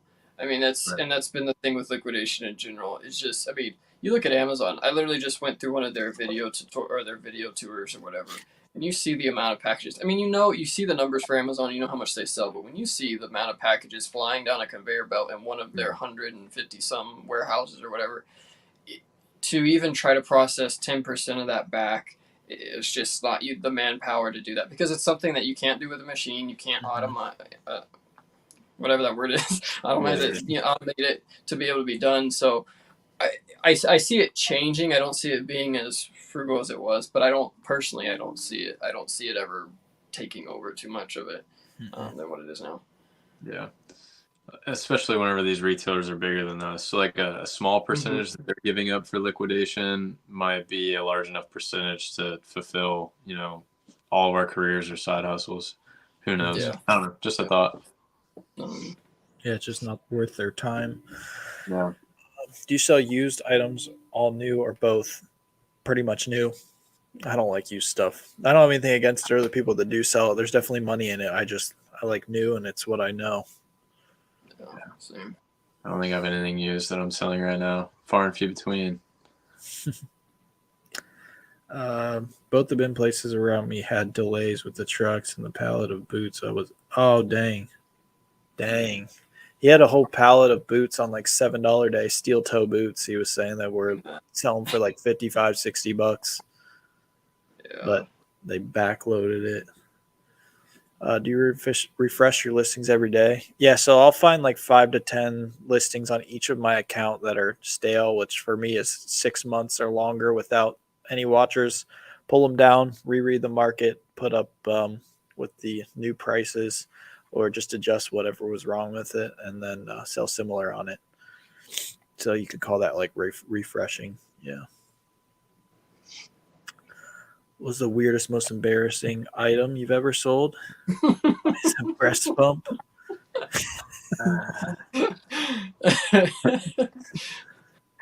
I wish I'll we let could you- share other people's. Who wants to go first on that one? Man, I've sold breast pumps too. Yeah, I've sold Yeah. those. That's the worst. Those are easy money. the next time Hayden's on here, ask him. I don't feel like I've sold anything like super embarrassing. Mine's mostly like kid stuff that I'd be like, I think I'd be more embarrassed to source it than I would to sell it. You know, like in the store stuff, like stuff that you're looking for that people are like, why are you in this aisle? It's like, don't worry about it. Yeah. Mine was, now that I'm thinking about it, was an adult trading card game that I didn't know. I thought it was like a kid's game until someone opened a return and said that the condom broke. And I was like, what? And I open a pack and it's an adult trading card game that comes with a condom. It was called Bears and Babies. I thought for sure that was a kid's game. Looked it up. It's a whole line of like adult games. Had no clue. I'd sold like 100 of those. Had no idea until that happened. So Yeah. You almost printed a baby on someone. catch a lawsuit. Yeah. Oh my goodness. I can say, yeah, honestly, that you, especially sourcing from bin stores, you can end up with some You pretty don't know what you're gonna get. pretty interesting stuff. You never know what you're gonna get. Yeah. Yep, agreed with that. Ross has been taxing lately on clothing Ross's prices are so inconsistent. They either price their cleats at $19.99 or $59.99 and no in between. Yeah, you ever see some of the same items that are like two different prices? Like you'll see one pair of shoes and then walk around the corner and it's priced like $40 higher.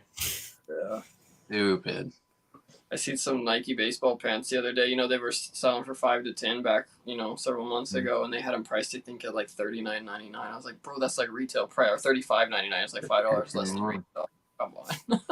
They saw Adam's video. Yeah. Gosh, dang it. When talking cost of goods sold, you mentioned sales tax. Why are you not tax exempt? I am tax exempt at a lot of stores, just not all of them. Some of them I probably could be. I'm just lazy and I don't tell them about it. But I do have a tax resale certificate and I'm tax exempt a lot of places online. I do most of my sourcing online, so I guess I probably don't give my certificate to a lot of the in-store ones, but most of my online like big retailers I do use that. But that's why I don't really talk about that much. How about what's the weirdest question you've been asked from a customer? I've had some doozies. Oh, that's a good question. Yeah.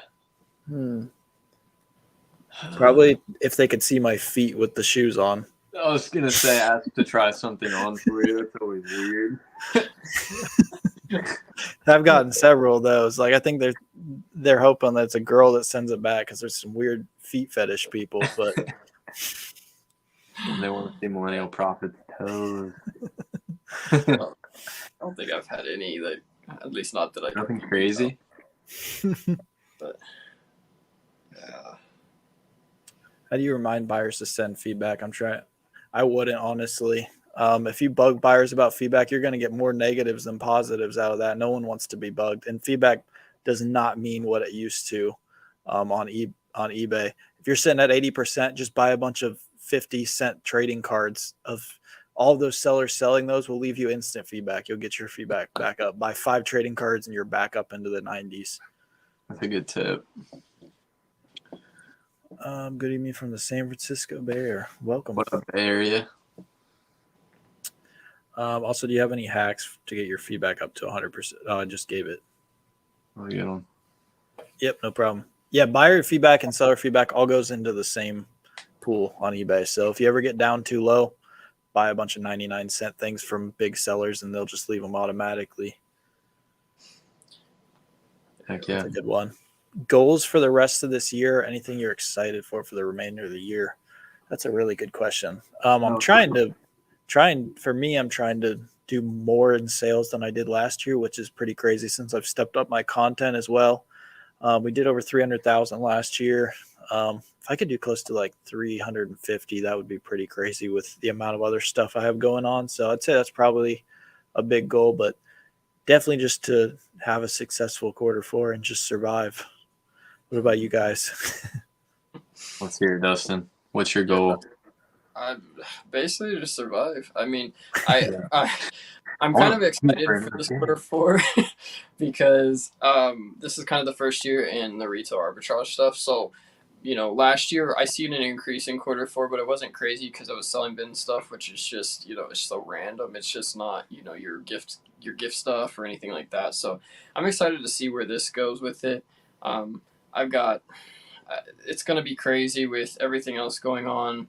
I'm actually getting married in this Q4. So like all that combined on top of everything, like to try to keep up is going to be the main goal. But I'm excited to see where it goes. I think I'm hoping for my projections, to hit the 250,000, which I talked about in the video. And right now it's looking really good for that. So yeah, if we can hit that, especially with, having to take some of that time off and stuff, I think that's what I'm excited for, to just see, what all we can get done, even though we're going to be limited. Mm-hmm. I don't really have a money goal. I feel like mine's just like things that I want to get done. I have those types of goals here soon. There's the store that I've been working with is opening a bigger location within the next month or so. So I want to unload some more pairs of sneakers there. And really, I want to get the capital high enough to be able to build a house next year, dude. Like, I bought land last year, and if I can get to the point where I'm comfortable enough to build a house next summer, that's a dub for me. The rest of it doesn't even matter. Well, you're getting a GoFundMe started for yourself here. Go! Help you get better Wi-Fi. Once you get better Wi-Fi, then you can build the house. I think they already heard you guys, honestly. They started putting the Spectrum lines up. We just need them all to tie in, and then we can start that GoFundMe, and you guys can pay the Spectrum bill. There we go. That's good. Or you can buy some All About Profit pod flags. There we go. Soon. There we go. 100% of the proceeds go to Austin's Wi-Fi. Upgrade that Wi-Fi. Thank you, sir. Quick story. Got brain surgery, laid off, can't work. Girlfriend left before surgery. eBay is my only job, and I fixed a lot. Made $6,000 profit this month. Wow. So sorry that happened to you, but you're killing it. Congrats. Sick. Awesome. Way to bounce back. Yeah. Yes. What are the top 3 stores you find the most success when sourcing for deals? Also, do you ever source Walmart clearance? I see some people doing that. That's pretty dead. That's very dead, actually. So no, I don't do Walmart. I do most of my sourcing online now, and I don't want to give up those sites. But for in-store, it's just going to be Marshall's, Burlington, and a couple bin stores, I would say. For sure. You guys want to spill the beans on a couple of yours? That's it. I'm not spilling the beans on some of my online places. No thank you. I give up a lot for free, but I can't give up everything.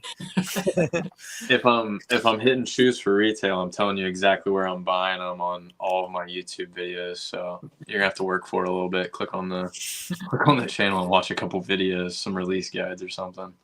Yeah, go check out my next video. I'll cover it there. No, I'm just kidding. There you go. If you watch this last video, then if you go to like 3 minutes into that one and click on that video. There you go, Then- Watch yeah. my last 17 videos on this channel.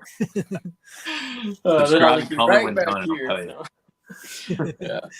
No, same thing. I mean, for right now, I mean, Ross, Marshalls, and Burlington have been my 3 that I've been hitting for the most part. Bin stores, obviously, but I haven't been hitting them just due to circumstances. So, but yeah, it changes. I mean, it's getting ready to change. I can already tell. I mean, Marshalls kind of been dried up for a while, and Ross is definitely getting there. So we'll have to switch it up, but.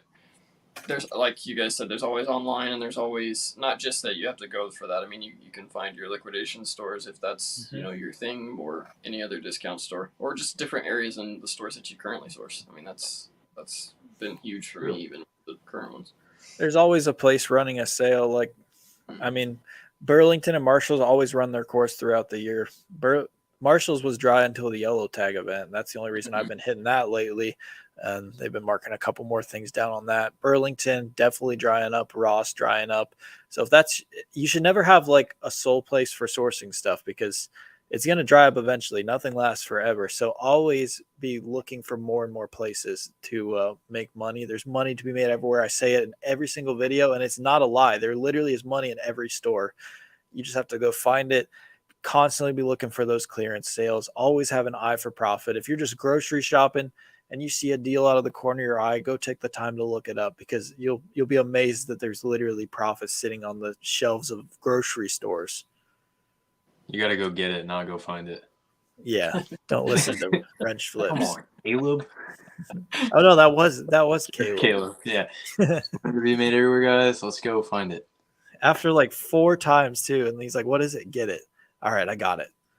All right, let's go find it. I was like, whatever. He's a thrifter. Yeah. Sorry, Caleb. I'm not making fun of you when you watch this on playback. Make great content. This is my first year trying to resell, and I just wondered, should I be worried about slow sales? No. If you just started, especially like you're in the slow season and you probably don't have that much inventory, the summer is going to be the slowest time. Here in a month or so, sales are going to skyrocket. So be ready and have that inventory ready to go. Get it listed. Yes. So, Can't sell if it's not listed. exactly. Facts. Goodwill in the good old days. Yeah. Thank you. 3 means a lot. One more thing on feedback. Does 100% matter compared to 80%? No. I mean, 80% is not great. Just get it up above like 95 and nobody's going to care. Yeah, I feel like 80%, they're going to look at that and be like, okay, something's wrong. But they see 95 and it's going to be like, yeah, whatever. I like this item. Let's buy it. Exactly. I feel like the only way it's going to affect you is if there's somebody that has the exact same item price comparative. Then they might be like, I'm going to take 100% over 80%. But if you've got it close, no one cares. Right. Best ever find. That's a good question. I've sold so many items in my life. It's really hard to even remember. One of my first sourcing trips, because I was into hype stuff before I even sourced anything, and Adam took me along sourcing whenever we were still in college. One of the first ever trips, I found a Jordan Fragment Crew that did not belong in a discount retailer. And the only reason I knew what it was is because I was into hype stuff at the time. And I was like, dude, Adam, like, this is not supposed to be here. And I sold it on StockX, like, literally that day, made probably $80 on it, something like that. It was crazy. I'm honestly drawing a blank. I've sold so many. I'll think of a bunch of them after. I'll probably make a whole video on that, my best flips. But I can't think of it. I did as far as jokes too. That was sick. As far as like single item, a random item, I found a box in a bin store for $1 one time, and it had a bunch of plastic cards that had like, it was like a gauge card, I guess you could say, for concrete, like measuring cracks in concrete and something. Really random. I just picked it up because it was a different package or whatever. And I comped it on Amazon. I could not believe that it was $700 on Amazon. So I was like, okay, like it's Amazon, you never know. Right. I listed it, and I had it for almost a year, but I sold it a year later for $500. Dang. Buddy, tanker. I could not believe it. Like, yeah, right, exactly. Paper hands. Sold it for $200. But, yeah, I as had far the as single same items, one listed for 550. Come on. I've been sitting on mine for like 3 years now. It's 700. 700, yeah. Keep the Yeah. price high. Come on, Dustin. But yeah. As far as bulk buys, though, I've had so many good bulk buys that have made me just tons of money. I think those are more exciting to me than even those those one item finds. Um, One of my main ones, and it'll be in a video I'll post about it because it's something that just shows you what you can do. I got in contact with a bin store that was having a hard time moving. I don't know if you guys ever seen Quest chips, but like that like protein chip like brand or whatever. Oh, yeah. They would. I started going to the bins and they had a pallet of them in there every time, and they were selling them by the box, or whatever. And long story short, I ended up working out a deal with the guy because I started buying them and selling them, and I was moving them faster than I could almost pick them up on Amazon of all places. And I moved, I think, 9 pallets of those, selling them. I was buying them for about 75 cents to $1 on the box, and I was selling the boxes for about $30 a piece. And I moved 9 pallets of those within probably a 2-month period there, and that was crazy. I mean, that's just, and it's stuff like that. I mean, it's stuff like that that you wouldn't think to look at. Again, it's not a huge ticket item, especially you wouldn't think chips, of all things. Mhm. But Yeah. like that, and getting those connections with that bin store helped me out a lot because he was just like, "Hey, I can't get rid of these. If you want them, here, have a deal on them, or whatever." So Wow. yeah, I've had several deals like that. That's the just oh man, like I said, you get chills. Yeah, that had to feel good. Delco, for the move, are you going to sell off your inventory or move it? Yeah, move it. I I was going to come for the clearance event. Yeah. No, I'm not gonna pull what some people do. No. Yeah, I'll move it. I've actually moved this inventory 6 months ago. Not all of this, about half of this. Basically, my tote system is what I moved, and it was a little bit bigger than what I have now. But yeah, it's a job and a half. I mean, I don't look forward to it, but yeah, I'll move it. Got to keep those SKUs. Can't just give them away. Yeah. No. What's your thought on some of the reasons a popular item listing might not see a lot of views? Title, description, photos. Yeah, you pretty much just description doesn't matter. It's item specifics, title, photos. That's pretty much the 3 most important things in a listing. Can you guys agree with that?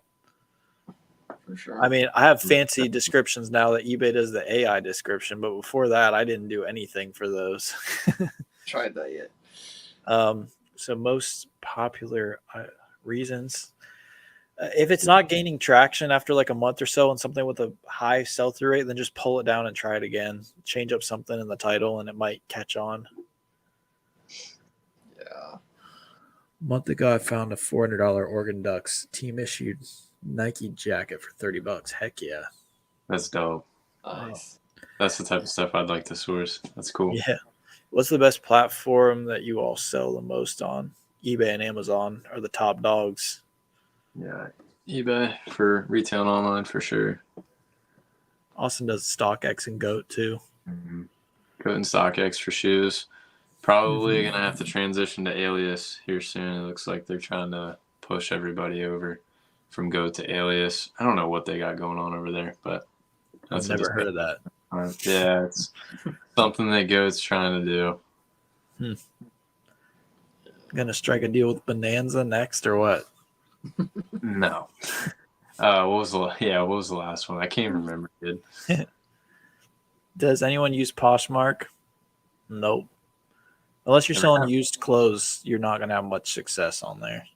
That's pretty much the market. Other sellers are tanking a majority of my FBA inventory. Should I list the original price to reverse the trend? That'd probably be more of a question for Delco, but it really depends on the trends on if you're using Seller Amp or Keepo, one of those. Looking at the past trends of what the prices were, you can kind of figure out what it's going to go back up to once and how fast people are selling it. So when it'll go back up to that next price. But yeah, those people ruin it for the rest of us. And how much you have too. Like yeah. How many items? Yeah, whenever I look at stuff like that, if I start seeing a price on one of mine, you have to take in so much consideration. You have to look at how many listings are on there. If it's just one person doing it, don't worry about it.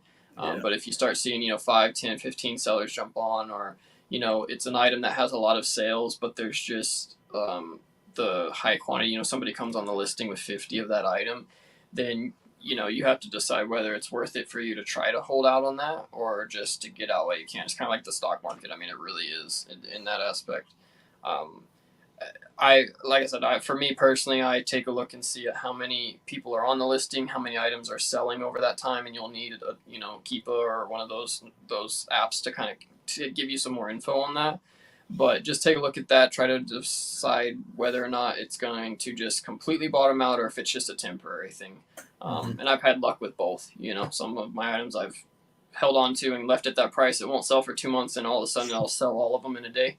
It happens, but you just have to it's just another thing you got to learn.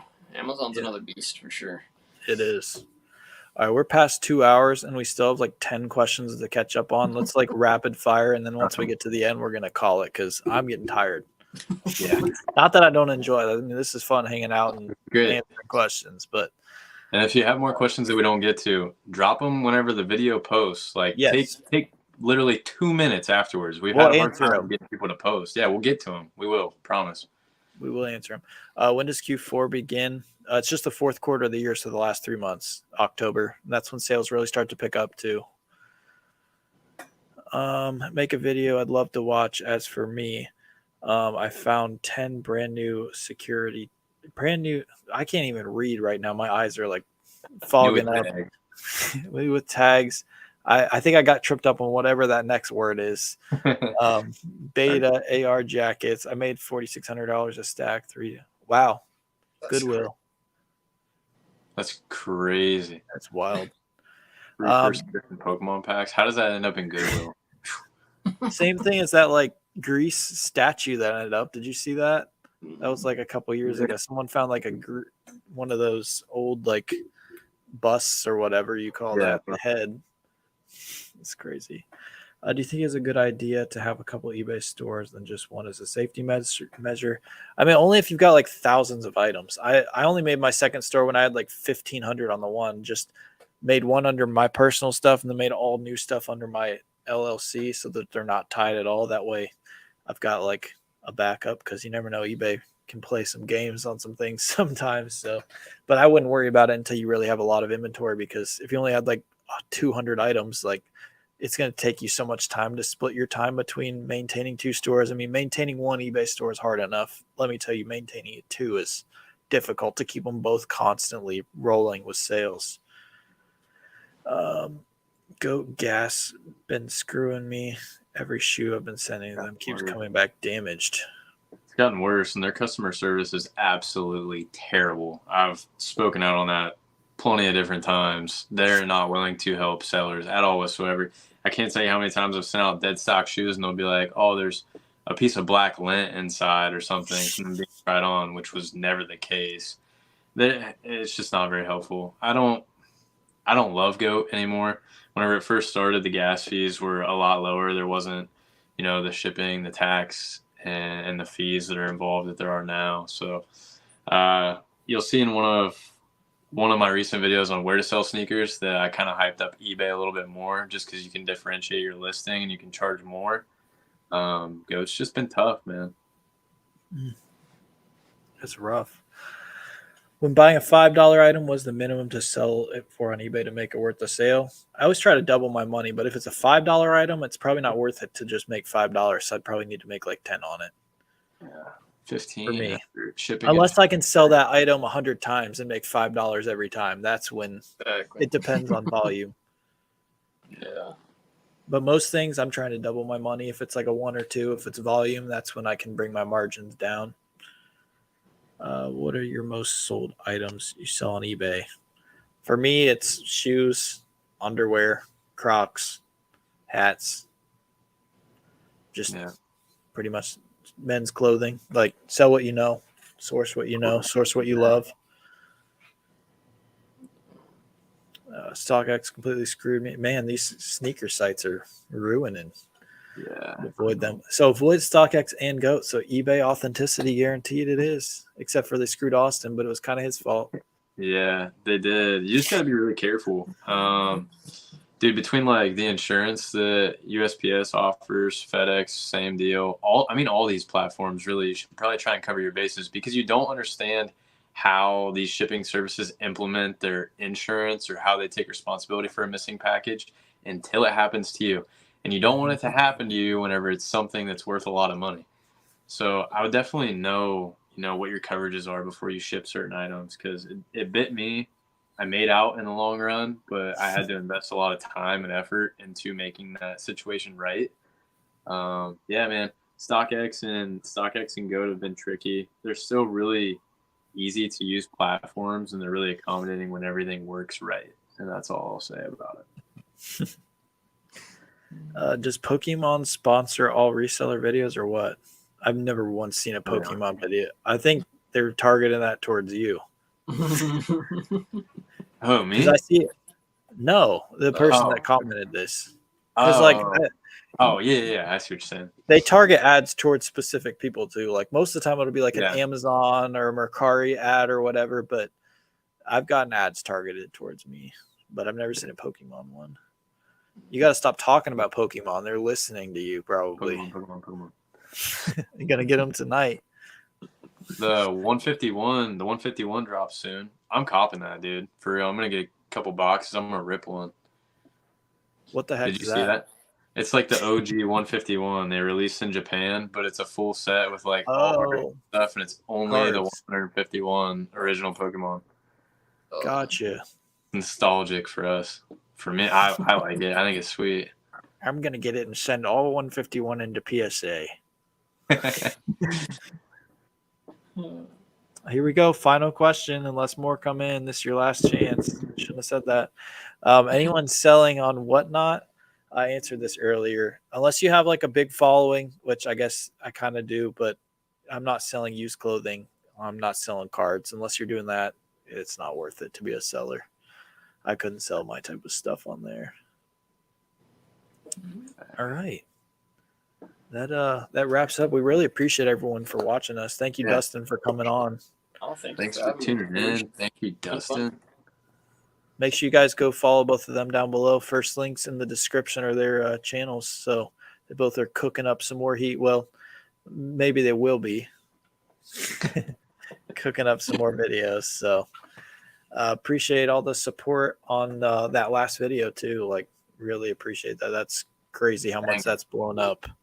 So like Austin said, drop those comments down below after this is out. So really appreciate you guys. Thank you for watching All About Profit.